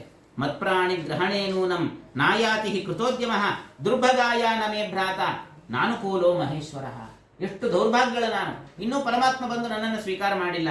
ದೇವಿ ವಿಮುಖ, ಇಷ್ಟು ಗೌರವ ಪೂಜೆ ಮಾಡಿದೆ, ಸರ್ವೋತ್ತಮನಾದ ಭಗವಂತನೇ ನನಗೆ ಬರಬೇಕು, ಪಾಣಿಗ್ರಹಣ ಮಾಡಬೇಕು ಅಂತ. ಆ ಗೌರಿಯೂ ಕೂಡ ವಿಮುಖರಾಗಿದ್ದ ಅಂತ ಚಿಂತನೆ ಮಾಡಿಕೊಂಡು ಮಾಡ್ತಾ ಇದ್ದಾನೆ. ಎದುರಿಗೆ ಬ್ರಾಹ್ಮಣ ಬಂದ. ಭಾರಿ ಸಂತೋಷ ಆಯಿತು. ಏನಾಯ್ತು ಅಂತ ಆ ಪತ್ರವನ್ನು ಕೊಡ್ತಾನೆ. ಕೊಟ್ಟು ನೋಡಿ, ಆ ಭಗವಂತ ಕೊಟ್ಟ ಸಂದೇಶದಿಂದ ಭಗವಂತನೇ ಸಿಕ್ಕಿದಷ್ಟು ಆನಂದ ಆಯ್ತಂತ ಅವಳಿಗೆ. ಆ ಬ್ರಾಹ್ಮಣನಿಗೆ ಏನು ಕೊಡಬೇಕು, ಏನು ಕೊಡ್ಲಿಕ್ಕೆ ನನ್ನ ಹತ್ರ ಏನಿಲ್ಲ ಅಂತ ಹೇಳಿ ಬೇಕಾದಷ್ಟು ಆಭರಣಗಳನ್ನು ಹಾಕೊಂಡಿದ್ದು. ವಾದಿರಾಜರಂತಾರೆ, ಎಲ್ಲ ಆಭರಣಗಳನ್ನು ಹಾಕೊಂಡಿದ್ದು. ಕೊಡ್ಬೋದಾಗಿತ್ತಲ್ಲ, ತಾನು ಹಾಕೊಂಡಿದ್ದಲ್ಲ. ಬ್ರಾಹ್ಮಣರು ಸ್ವೀಕಾರ ಮಾಡಬೇಕಾದ್ರೆ ಅವರಿಗೆ ದೇವರಿಗೆ ಸಮರ್ಪಿತವಾದ ಆಭರಣಗಳನ್ನು ಕೊಡಬೇಕು, ಸಂಪತ್ತನ್ನು ಕೊಡಬೇಕು. ಅವರಿಗೆ ಇದೆಲ್ಲ ಬೇಕಾಗಿಲ್ಲ ಅಂತ ಹೇಳಿ, ಇದ್ಯಾವುದೂ ಶಾಶ್ವತವಾದದ್ದಲ್ಲ ಅಂತ ಹೇಳಿ ಸಾಕ್ಷಾತ್ ನಮಸ್ಕಾರ ಮಾಡಿಬಿಟ್ಲ ಮಹಾಲಕ್ಷ್ಮೀ ದೇವಿ. ಬ್ರಾಹ್ಮಣನಿಗೆ ನಮಸ್ಕಾರ ಮಾಡಿದ್ದಾಳೆ. ಹೇಳ್ತಾರೆ ಭಾಗವತ್, ತಮಾಗತಂ ಸಮಾಜ್ಞಾಯ ವೈದರ್ಭಿ ಹೃಷ್ಟಮಾನಸ ನ ಪಶ್ಯಂತಿ ಬ್ರಾಹ್ಮಣಾಯ ಪ್ರಿಯಂ ಅನ್ಯನ್ ನನಾಮಸಃ. ಅವನಿಗೆ ಪ್ರಿಯ ಬ್ರಾಹ್ಮಣ ಬಂಗಾರ ತಗೊಂಡು ಏನ್ ಮಾಡ್ತಾನೆ, ಅದಕ್ಕೋಸ್ಕರ ನಮಸ್ಕಾರ ಮಾಡಿಬಿಟ್ಲಂತೆ. ವಾದಿರಾಜರಂತಾರೆ, ಮಹಾಲಕ್ಷ್ಮೀ ದೇವಿ ಸರ್ವೋತ್ತಮಳು. ಅಂತಹ ಮಹಾಲಕ್ಷ್ಮೀ ದೇವಿ ಒಬ್ಬ ಬ್ರಾಹ್ಮಣನಿಗೆ ನಮಸ್ಕಾರ ಮಾಡಿದ್ದಾಳೆ. ಎಷ್ಟು ಬ್ರಾಹ್ಮಣರಿಗೆ ಕೊಟ್ಟ ಗೌರವವನ್ನ ಅರ್ಥ ಮಾಡಿಕೊಳ್ಬೇಕು. ಇಂತಹ ಒಂದು ಕಾರ್ಯವನ್ನು ಬ್ರಾಹ್ಮಣ ಜಾತಿಗೆ ಅನೇಕ ಬಾರಿ ಸರ್ವೋತ್ತಮನಾದ ಭಗವಂತ ಮಹಾಲಕ್ಷ್ಮಿಯರು ಅಷ್ಟು ಗೌರವವನ್ನು ಕೊಟ್ಟಿದ್ದಾರೆ. ಇವತ್ತೆಲ್ಲ ಬ್ರಾಹ್ಮಣರೇ ಬಹಳ ಹೀನ ಸ್ಥಿತಿಯಲ್ಲಿ ಇರತಕ್ಕಂಥ ಮಹಾಲಕ್ಷ್ಮೀ ದೇವಿ ಅಷ್ಟು ಪ್ರೀತಿಯಿಂದ ಆ ಬ್ರಾಹ್ಮಣನ ಕಂಡಂತೆ ಅಂತಹ ಬ್ರಾಹ್ಮಣ ಸಂತುಷ್ಟನಾಗಿ, ಅಮ್ಮ ನನ್ನ ಸೇವಾ ಭಾಗ್ಯ ಇದೆ, ನಿಮ್ಮ ಕಲ್ಯಾಣವನ್ನು ಕಣ್ತುಂಬಿಕೊಳ್ಳುವಂತಹ ಸೌಭಾಗ್ಯ ನನ್ನದಾಗಿದೆ, ಆದ್ದರಿಂದ ಅಂತ ಹೇಳಿದಾಗ ಎಲ್ಲ ಸೈನ್ಯ ಸಮೇತನಾಗಿ ಇನ್ನೇನು ಭಗವಂತ ಬರುವಷ್ಟರಲ್ಲೇ ಕುಂಡಿನಪುರಕ್ಕೆ ಆಗಲೇ ರಾತ್ರಿ ಕಾಲದಿಂದ ಹೊರಟು ಬೆಳಗ್ಗೆ 4 ಗಂಟೆಗೆ ಬಂದ್ಬಿಟ್ಟಿದ್ದಂತೆ. ಅಷ್ಟು ವೇಗ, ಕೃಷ್ಣನ ರಥದ ವೇಗ ಯಾರಿಂದಲೂ ಕೂಡ ಮುಟ್ಲಿಕ್ಕೆ ಆಗ್ತಾ ಇದ್ದಿಲ್ಲ. ಅಷ್ಟು ವೇಗದಿಂದ ರಥವನ್ನು ತಾನೇ ಅದನ್ನು ವಹಿಸಿಕೊಂಡು ಬಂದಿರತಕ್ಕಂಥವನಾಗಿದ್ದಾನೆ. ಇನ್ನೇನು ಗೌರಿ ಪೂಜೆ ಮುಗಿದು ಹೊರಗಡೆ ಬರುವಾಗ ಎಲ್ಲ ಸೈನ್ಯವನ್ನ Z+ ಸೆಕ್ಯೂರಿಟಿಯನ್ನು ಹಾಕಿದ್ದಾಳೆ ಜರಾಸಂಧ. ಗೊತ್ತಿತ್ತು ಅವನಿಗೆ, ನಾನು ಎಷ್ಟೇ ಬೇಗ ಮದುವೆ ಮಾಡಬೇಕಂದ್ರೂ ಕೂಡ ಕೃಷ್ಣನಿಗೆ ಗೊತ್ತಾಗುತ್ತೆ ವಿಷಯ, ಅವನು ಬರ್ತಾನೆ. ಅದರಿಂದ ಕೃಷ್ಣನ ಈ ರುಕ್ಮಿಣಿಯ ರಕ್ಷಣೆಗೆ ನಾವು ವಿಶೇಷವಾದ ಭದ್ರತೆಯನ್ನು ಮಾಡಿಸಬೇಕು ಅಂತ ಎಲ್ಲ ಸೈನ್ಯಗಳ ಭದ್ರತೆಯನ್ನು ತಾನು ವ್ಯವಸ್ಥೆ ಮಾಡಿದ್ದಾನೆ. ಮಾಡಿ ಬಂದರೆ ಅವನು ಓಡಿಸಿಕೊಂಡು ಬರುವ ಕುದುರೆಯ ಧೂಳಿನ ಕಣಗಳಿಗೆಲ್ಲ ಆಕಾಶದಲ್ಲಿ ವ್ಯಾಪಿಸಿಕೊಂಡಿದೆ, ಎಲ್ಲರ ಕಣ್ಣೆಲ್ಲ ಮಂಕಾಗಿದೆ. ಆ ಸಂದರ್ಭದಲ್ಲಿ ಅವನ ಸುತ್ತಲೂ ಇವನ ಪೂಜೆಗೆ ಮಾಡಿಸಬೇಕು ಅಂತ ಬಂದಂತಹ ಬ್ರಾಹ್ಮಣರು ನೋಡ್ಕೊಳ್ತಾ ಇದ್ದಾರೆ. ಕೃಷ್ಣ ಬರ್ತಾ ಇದ್ದಾನೆ. ಆ ಕೃಷ್ಣ ಮತ್ತೆ ರುಕ್ಮಿಣಿಯನ್ನು ನೋಡಿದರೆ ಇವರಿಬ್ಬರ ಅನ್ಯೋನ್ಯವಾದ ಜೋಡಿ ಎಷ್ಟು ಚೆನ್ನಾಗಿದೆ. ಕೃಷ್ಣ ಹೇಗೆ ಕಾಣ್ತಾ ಇದ್ದಾನೆ? ಇಂದ್ರನೀಲ ಮಣಿಯಂತೆ ಕಾಣ್ತಾ ಇದ್ದಾನೆ. ರುಕ್ಮಿಣಿ ದೇವಿ ಬಂಗಾರದ ತಂತಿಯಂತೆ ಇದ್ದಾಳೆ. ನಿಜವಾಗಿಯೂ ಕೂಡ ಆ ಇಂದ್ರ ಬಂಗಾರದ ತಂತಿಯಲ್ಲಿ ಇಂದ್ರನೀಲ ಮಣಿಯನ್ನು ಪೋಣಿಸಿದಾಗಲೇ ಮಾತ್ರ ಹಾರ ಚೆನ್ನಾಗಿ ಕಾಣಿಸುತ್ತೆ. ಅದನ್ನು ಬಿಟ್ಟು ಶಿಶುಪಾಲನೆಗೆ ಕೊಟ್ಟರೆ ಹೇಗಾಗತ್ತೆ ಅಂತಂದ್ರೆ ಬಂಗಾರದ ತಂತಿಯಲ್ಲಿ ಕಬ್ಬಿಣದ ಗುಂಡುಗಳನ್ನು ಸೋರಿಸಿದಂತೆ ಆಗತ್ತೆ. ಅದರಿಂದ ಕೃಷ್ಣನಿಗೆ ನಿಜವಾಗಿ ಸಮರ್ಪಣೆ ಮಾಡಬೇಕು. ಇದು ಅವರೆಲ್ಲ ಅನ್ಕೊಂಡ್ರೆ ಎಲ್ಲ ಬಹಳ ಚಿಂತನೆ ಮಾಡಿದರು. ತಕ್ಷಣದಲ್ಲಿ ಕೃಷ್ಣ ಚಿಂತನೆ ಮಾಡ್ತಾ ಮಾಡ್ತಾ ಬಂದಾಗ ಇದ್ದಕ್ಕಿದ್ದ ಹಾಗೆ ರುಕ್ಮಿಣಿ ದೇವಿಯನ್ನ ಎಲ್ಲರೂ ನೋಡ್ತಾ ಇದ್ದಾರೆ. ಆ ಸಂದರ್ಭದಲ್ಲೇನೆ ರುಕ್ಮಿಣಿಯನ್ನ ಸೀದಾ ಪಾಣಿಗ್ರಹಣ ಅಲ್ಲ ಸೊಂಟಗ್ರಹಣನೆ ಮಾಡಿದಂತೆ. ವಾದಿರಾಜರಂತಾರೆ ಮೇನೇ ವಿವಾಹೋತ್ಸವ ಅಧಿಕಂ. ಯಾಕೆಂದ್ರೆ ಯಾವಾಗ ಪಾಣಿಗ್ರಹಣ? ಮೊದಲನೇ ಬಾರಿ ಮಾಡಬೇಕಾದ್ರೆ ಪಾಣಿಗ್ರಹಣ. ನಾವು ಅನಾದಿ ದಂಪತಿಗಳು, ಆದ್ರಿಂದ ಪಾಣಿಗ್ರಹಣ ಇಲ್ಲ, ಸೊಂಟಗ್ರಹಣನೆ. ಸೊಂಟಕ್ಕೆ ಕೈ ಹಾಕಿದ್ದಾನೆ, ಸೀದಾ ಸೊಂಟಕ್ಕೆ ಕೈ ಹಾಕಿ ರಥದಲ್ಲಿ ಕೂಡಿಸಿಕೊಂಡಿದ್ದಾನೆ. ಸರ್ವೋತ್ತಮನಾದ ಭಗವಂತ ಲಕ್ಷ್ಮೀದೇವಿ ಭಗವಂತನ ಮೊದಲನೇ ಬಾರಿ ರೂಪವನ್ನು ನೋಡಿದ.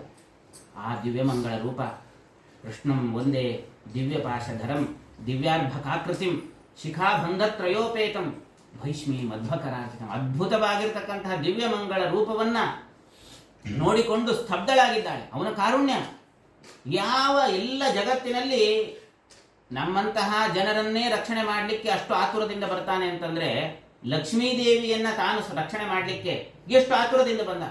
ಈ ಅವನ ಕಾರುಣ್ಯವನ್ನ ನೆನೆದು ಒಂದು ಬಾರಿ ಭಾರಿ ಸ್ತಬ್ಧಳಾಗಿ ಮಾತೇ ಹೊರಡ್ತಾ ಇಲ್ಲ ಅಂತ. ಆ ಪರಮಾತ್ಮನ ರೂಪವನ್ನೇ ನೋಡ್ತಾ ಅವನ ಚಿಂತನೆಯನ್ನೇ ಮಾಡ್ತಾ ಗುಣಚಿಂತನೆಯಲ್ಲೇ ಮಗ್ನಳಾಗಿ ಸ್ತಬ್ಧಳಾಗಿ ನಿಂತಿದ್ದಾಳೆ. ಅವಳನ್ನು ಕೂಡಿಸಿಕೊಂಡಿದ್ದಾನೆ. ಕಣ್ಣಿನಲ್ಲೇ ತನ್ನ ಭಕ್ತಿ ಭಾವವನ್ನು ಹೊರಹಾಕ್ತಾ ಇದ್ದಾಳಂತೆ. ಎಲ್ಲ ಭಾವನೆಗಳನ್ನು ಹೊರಗೆ ಹಾಕ್ತಾ ಇದ್ದಾಳೆ. ಈ ಹೆಣ್ಮಕ್ಕಳು ಅದನ್ನ ಕೃಷ್ಣ ಏನು ಅರ್ಥ ಮಾಡ್ಕೊಂಡ ಗೊತ್ತಿಲ್ಲ. ಆಯ್ತಾಯ್ತು, ಇದನ್ನೆಲ್ಲ ಯಾಕೆ ನೆನೆಸಿಕೊಂಡು ದುಃಖ ಇದನ್ನು ಪಡ್ತಿದಿ, ಅಷ್ಟೆಲ್ಲ ಇದನ್ನು ಮಾಡ್ಕೊಳ್ಬೇಡ ಅಂತ ಹೇಳಿದ್ ನಾನು. ಕಣ್ಣಿನಿಂದ ಮಾತನಾಡಿದ ಮನಸ್ಸಿನ ಭಾವನೆಗಳನ್ನ ಕೃಷ್ಣ ಅರ್ಥ ಮಾಡಿಕೊಂಡ. ಏನ್ ಮಾತಾಡಿದ ಅವಳು ಗೊತ್ತಾಗೋದಿಲ್ಲ. ಕೆಲವೊಮ್ಮೆ ಕಣ್ಣಿನಿಂದ ಮಾತನಾಡುವುದು ಅಂತಿರ್ತದೆ. ಸಂಸ್ಕೃತದಲ್ಲಿ ಕಣ್ಣಿಗೆ ಚಕ್ಷುಸ್ಸು ಅಂತ ಹೆಸರು. ಚಕ್ಷುರು ವ್ಯಕ್ತಾಯಾಮ್ ವಾಚಿ, ನಮ್ಮ ಭಾವನೆಗಳನ್ನ ಕಣ್ಣು ಹೊರಗೆ ಹಾಕ್ತದೆ. ಇವತ್ತಿನ ಯುವಕ ಯುವತಿಯರಿಗೆ ಅದರ ಅಭಿಪ್ರಾಯ ಚೆನ್ನಾಗಿ ಗೊತ್ತಿರ್ತದೆ, ಕಣ್ಣಿನಿಂದ ಹೇಗೆ ಮಾತಾಡ್ಕೊಳ್ಬೇಕು ಅಂತ. ಆ ಭಾವನೆಗಳನ್ನು ತೋರಿಸಿದವಳೆ ಮೊದಲಿಗೆ ರುಕ್ಮಿಣಿ ದೇವಿ ಕಣ್ಣಿನಿಂದ ಮಾತಾಡಿದ್ದಂತೆ. ಏನ್ ಮಾತಾಡಿದ್ದು ಅಂತ ವಾದಿರಾಜರು ಹೇಳ್ತಾಳೆ.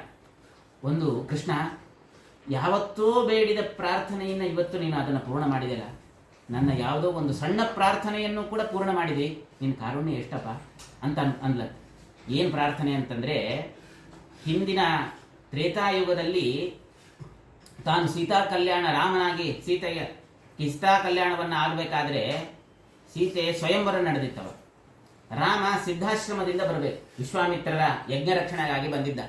ಅವನು ನಡ್ಕೊಂಡು ಬರಬೇಕಾಗಿತ್ತು. ಆದರೆ ಸೀತಾದೇವಿ ತಾನು ಯಜ್ಞ ಮಂಟಪಕ್ಕೆ ಎಲ್ಲಿ ಬಂದು ಸ್ವಯಂವರ ಮಂಟಪಕ್ಕೆ ರಥದಿಂದ ಬಂದಿದ್ದು. ರಥದಿಂದ ಬಂದು ಆ ಸ್ವಯಂವರದಲ್ಲಿ ಶಿವಧನಸ್ಸನ್ನ ಮುರಿದ ಮೇಲೆ ಸೀತಾದೇವಿಯನ್ನ ವಿವಾಹವಾದ. ಆದರೆ ಸೀತಾದೇವಿ ಅಂದಿದ್ಲಂತೆ ಒಂದು ದಿವಸ ಏಕಾಂತದಲ್ಲಿ, ಸ್ವಾಮಿ ಈ ವಿವಾಹ ಯಾಕೋ ನನಗೆ ಪರಿಪೂರ್ಣ ಅನಿಸ್ಲಿಲ್ಲ.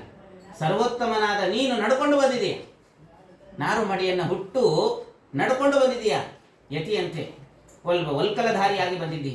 ನಾನು ಒಳ್ಳೆ ಪೀತಾಂಬರವನ್ನು ಮುಟ್ಟು ರಥದಲ್ಲಿ ಬಂದಿದ್ದೇನೆ, ನಿನ್ನ ಸೇವಕಳು ನಾನು, ಹಾಗೆ ಬರೋದು ಅಪೇಕ್ಷೆ ಇಲ್ಲ ನನಗೆ. ಆದ್ದರಿಂದ ಈ ಮದುವೆ ನನಗೆ ಯಾಕೋ ಪರಿಪೂರ್ಣ ಅಂತ ಅನಿಸ್ಲಿಲ್ಲ. ಚಿಂತೆ ಮಾಡಬೇಡ, ಯಾವಾಗಾದರೂ ಒಂದು ಬಾರಿ ಏನ್ ಮಾಡ್ತೀನಿ ಅಂತಂದ್ರೆ ನಾನು ರಥದಲ್ಲಿ ಬರ್ತೀನಿ, ನೀನ್ ನಡ್ಕೊಂಡು ಬರುವಂತೆ ಮಾಡಿ ನಿನ್ನ ವಿವಾಹವಾಗ್ತೀನಿ ಅಂತ ಹೇಳಿದ್ದ. ಅದನ್ನ ನೆನಪಿಟ್ಟುಕೊಂಡು ಕೃಷ್ಣ ಈಗ ಗೌರಿ ಪೂಜೆಗೆ ತಾನು ನಡ್ಕೊಂಡು ಬಂದಾಗ ಕೃಷ್ಣ ರಥದಿಂದ ಏರಿ ಬಂದು ಇವಳನ್ನು ಸೊಂಟ ಗ್ರಹಣ ಮಾಡಿಕೊಂಡು ಕರ್ಕೊಂಡು ಹೋಗಿದ್ದಾನೆ. ಮಾಡಿದಾಗ ನನ್ನ ಆ ಸಣ್ಣ ಪ್ರಾರ್ಥನೆಯನ್ನು ಕೂಡ ಎಷ್ಟು ನೆನಪಿಟ್ಟು ಈ ಅನುಗ್ರಹವನ್ನು ಮಾಡಿದಿ ಸ್ವಾಮಿ ಅಂತ ಮಾತಿನಿಂದ ಚಕ್ಷುಸ್ಸಿನಿಂದ ಅಭಿವ್ಯಕ್ತಪಡಿಸಿಲ್ಲ. ಸಂತೋಷ ಆಯಿತು. ಆ ಭಗವಂತನ ಕಾರುಣ್ಯವನ್ನು ನೆನೆದು ಲಕ್ಷ್ಮೀದೇವಿ ಚಿಂತನೆ ಮಾಡ್ತಾ ಇದ್ದಾಳೆ. ಮಾಡಿ ಆ ದ್ವಾರಕಾಪಟ್ಟಣಕ್ಕೆ ಕರ್ಕೊಂಡು ಬಂದಿದ್ದಾಳೆ. ದ್ವಾರಕಾಪಟ್ಟಣದಲ್ಲಿ ಎಲ್ಲ ಕರ್ಕೊಂಡು ಬಂದಾಗ ಬಲರಾಮಾದಿಗಳಿಗೆ ಭಾರಿ ಆನಂದ, ಅದು ರುಕ್ಮಿಣಿ ದೇವಿಯನ್ನು ಕರ್ಕೊಂಡು ಬಂದ ಅಂತ. ಆದರೆ ಭಾಗವತ ತಿಳಿಸಿಕೊಡುತ್ತದೆ, ಒಂದು ಹೆಣ್ಣು ಗಂಡನ ಮನೆಗೆ ಬಂದಾಗ ಯಾವ ರೀತಿಯಾಗಿ ಮನೆಯಲ್ಲಿ ಪರಿಸ್ಥಿತಿ ಇರಬೇಕು ಅನ್ನೋದನ್ನು ಕೂಡ ಭಾಗವತ ಮಾರ್ಗದರ್ಶನ ಮಾಡ್ತದೆ. ಇಡೀ ಬಲರಾಮಾದಿಗಳು ಎಲ್ಲ ಹಿರಿಯರು ಕೂಡ ರುಕ್ಮಿಣಿಯ ಪರವಾಗಿ ನಿಂತಿದ್ದಾರೆ. ಕೃಷ್ಣನಿಗೆ ಅಂತಿದ್ದಾರೆ, ಕೃಷ್ಣ ನೀನು ಬರಬೇಕಾದ್ರೆ ಅಲ್ಲಿ ರುಕ್ಮಿಣಿಯ ಜೊತೆಗೆ ಯುದ್ಧ ಆಯಿತು, ಅವನ ತಲೆಯನ್ನ ಬೋಳಿಸಿದ, ಅವನಿಗೆ ಅಪಮಾನ ಮಾಡಿದ, ಶಿಶುಪಾಲನನ್ನ ಎಲ್ಲ ಅಪಮಾನ ಮಾಡಿ ಕಳಿಸಿದ, ಅವನನ್ನ ಸೋಲಿಸಿದ, ಇಷ್ಟೆಲ್ಲ ಮಾಡಿಕೊಂಡು ಅಪಹರಣ ಮಾಡಿಕೊಂಡು ಬಂದಿದ್ದಾನೆ.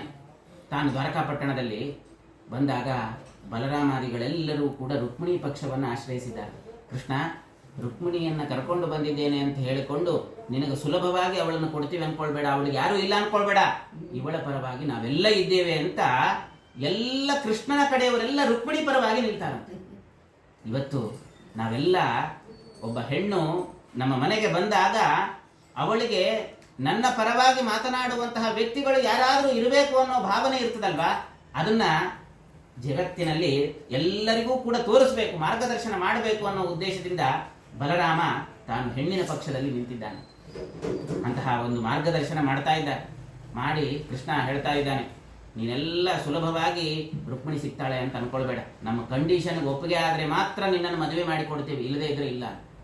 ಪಾಪ ಕೃಷ್ಣನ ಕಡೆ ಇವನು ಕಳ್ಳತನಕ್ಕೆ ಬಂದಂತಹ ಗೋಪಾಲಕರು ಯಾವ ಹುಡುಗರು ಇದ್ವಲ್ಲ, ಅವು ಪುಂಡು ಪೋಕಿರಿಗಳು, ಅವು ಮಾತ್ರ ಕೃಷ್ಣನ ಕಡೆಗೆ ಇದ್ದಾವೆ. ಈ ಉಳಿದ ಎಲ್ಲರೂ ಕೂಡ ರುಕ್ಮಿಣಿಯ ಪಕ್ಷದಲ್ಲಿದ್ದಾರೆ.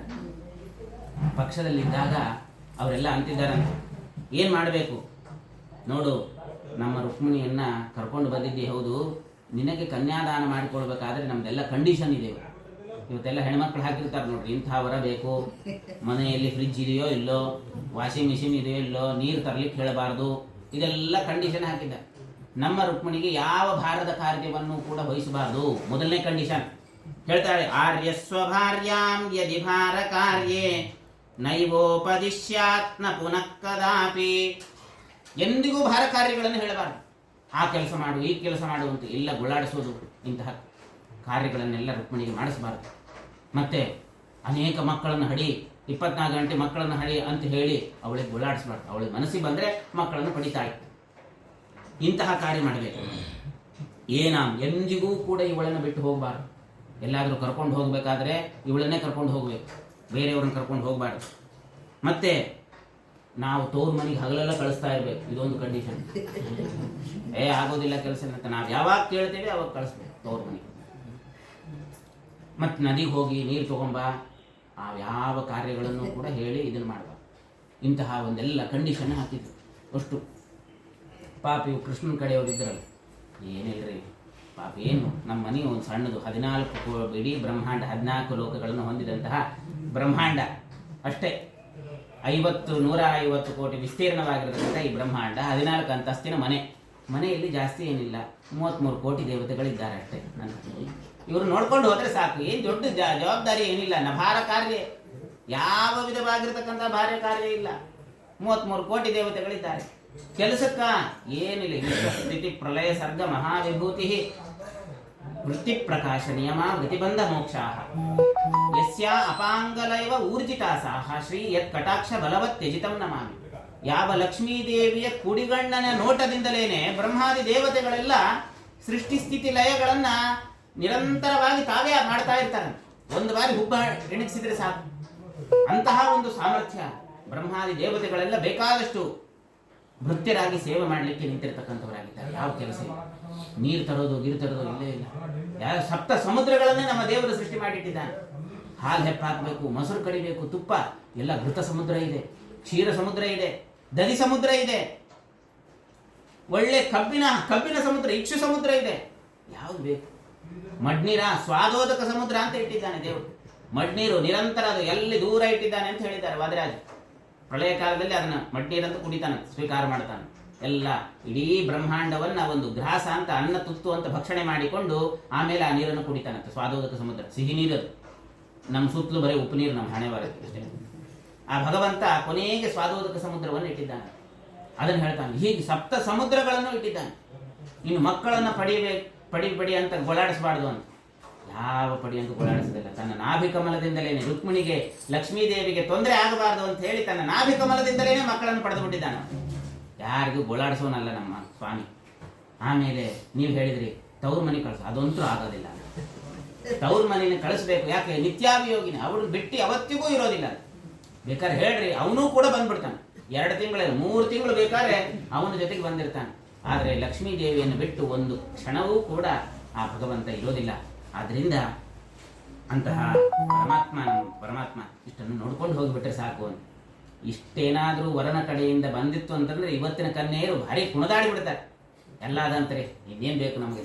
ಇವತ್ತೆಲ್ಲ ಹೆಂಗೆ ಹೇಳಿದ್ರೆ, ಅತ್ತೆ ಮಾವಂದ್ರೆ ಇರಬಾರ್ದು, ಸಪ್ರೇಟ್ ಆಗಿ ಸೈಟ್ ಇರಬೇಕು, ಎಲ್ಲ ವಾಷಿಂಗ್ ಮಿಷಿನ್ ಇರಬೇಕು, ಫ್ರಿಡ್ಜ್ ಇರಬೇಕು, ಮನೆ ಕೆಲಸದವ್ರು ಇರಬೇಕು, ಎಲ್ಲದಕ್ಕೂ ಕೆಲಸದವ್ರು. ಸಂಸಾರ ಮಾಡ್ಲಿಕ್ಕೂ ಅಂತ ತಾನಂತ ಬರ್ತಾಳೆ ಅಂತ. ಇನ್ನು ಅದನ್ನು ಬೇರೆಯವ್ರ ಕೆಲಸದವ್ರೆ ಮಾಡ್ಬೇಕು ಅಂತ ಅಂದ್ಬಿಟ್ರೆ ಕಷ್ಟ ಪರಿಸ್ಥಿತಿ. ಹಾಗಾಗಬಾರ್ದು. ಆದರೆ ರುಕ್ಮಿಣಿ ದೇವಿ ಇಷ್ಟೆಲ್ಲ ಅವರೆಲ್ಲ ಕಂಡೀಷನ್ ಹಾಕಿದ್ರು, ಏನಾದರೂ ಭಗವಂತನ ಕಾರ್ಯವನ್ನು ಬೇರೆಯವರಿಗೆ ವಹಿಸಿದ್ದಾಳೆ. ಶಾಸ್ತ್ರ ಹೇಳ್ತದೆ, ಸ್ವಯಂ ಇಂದಿರೆ ಇವ ಪ್ರತಿಮಾನ ಕರಿಗ್ರಹ ಕರ್ಮ ಯತ್ರ ಕುರುತೇ ಸುತರಾಂ. ಲಕ್ಷ್ಮೀದೇವಿ ವೈಕುಂಠದ ಪ್ರತಿಯೊಂದು ಕೆಲಸಗಳನ್ನು ತಾನೇ ಮಾಡ್ತಾಳೆ.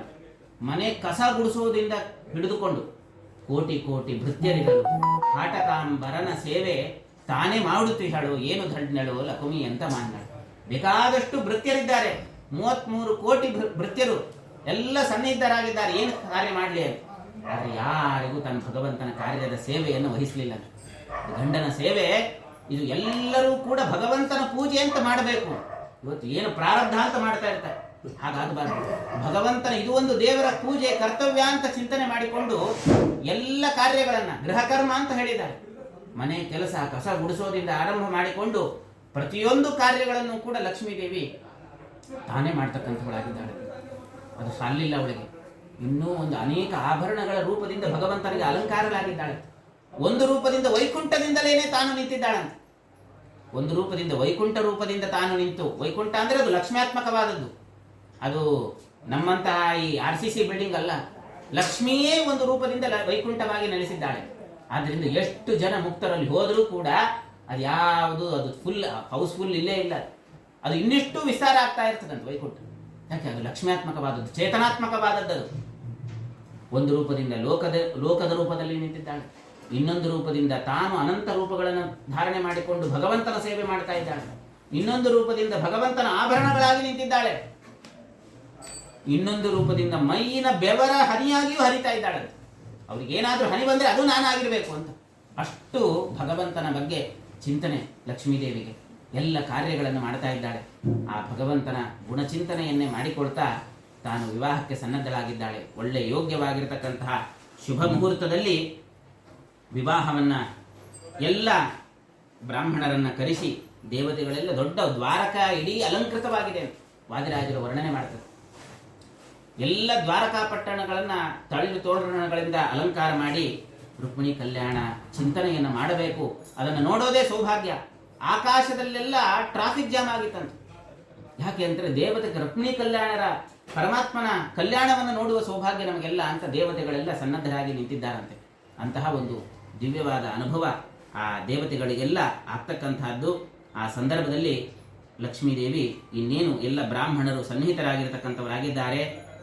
ಅಂತಃಪಟವನ್ನು ಹಿಡಿದಿದ್ದಾರೆ. ಕೃಷ್ಣ ನಿಂತಿದ್ದಾನೆ. ರುಕ್ಮಿಣೀ ದೇವಿ ಬಹಳ ಅಲಂಕೃತರಾಗಿ ತಾನು ಬರ್ತಾ ಇದ್ದಾಳೆ. ಬಂದಾಗ ಏನು ಅದ್ಭುತವಾದ ಸೌಂದರ್ಯ ಇಬ್ಬರದು. ಲಕ್ಷ್ಮೀದೇವಿ ಇಷ್ಟು ಅಲಂಕಾರ ಮಾಡಿಕೊಂಡ್ರೂ ಕೂಡ ಭಗವಂತನ ಗುಣಚಿಂತನೆಯಲ್ಲಿ ಮಗ್ನಳಾಗಿ ನಾಚಿಕೆಯಿಂದ ತಲೆ ತಗ್ಗಿಸ್ತಿದ್ದಾಳೆ. ಆ ಚಿಂತನೆ ಎಲ್ಲರೂ ಅಂತಿದ್ದಾರಂತೆ. ಕೃಷ್ಣನನ್ನು ನೋಡ್ತಾ ಇದ್ದಾರೆ. ಎಷ್ಟು ಸೌಂದರ್ಯ! ಇವನನ್ನು ಏನು ಹೋಲಿಸೆ ಮಾಡಬೇಕು?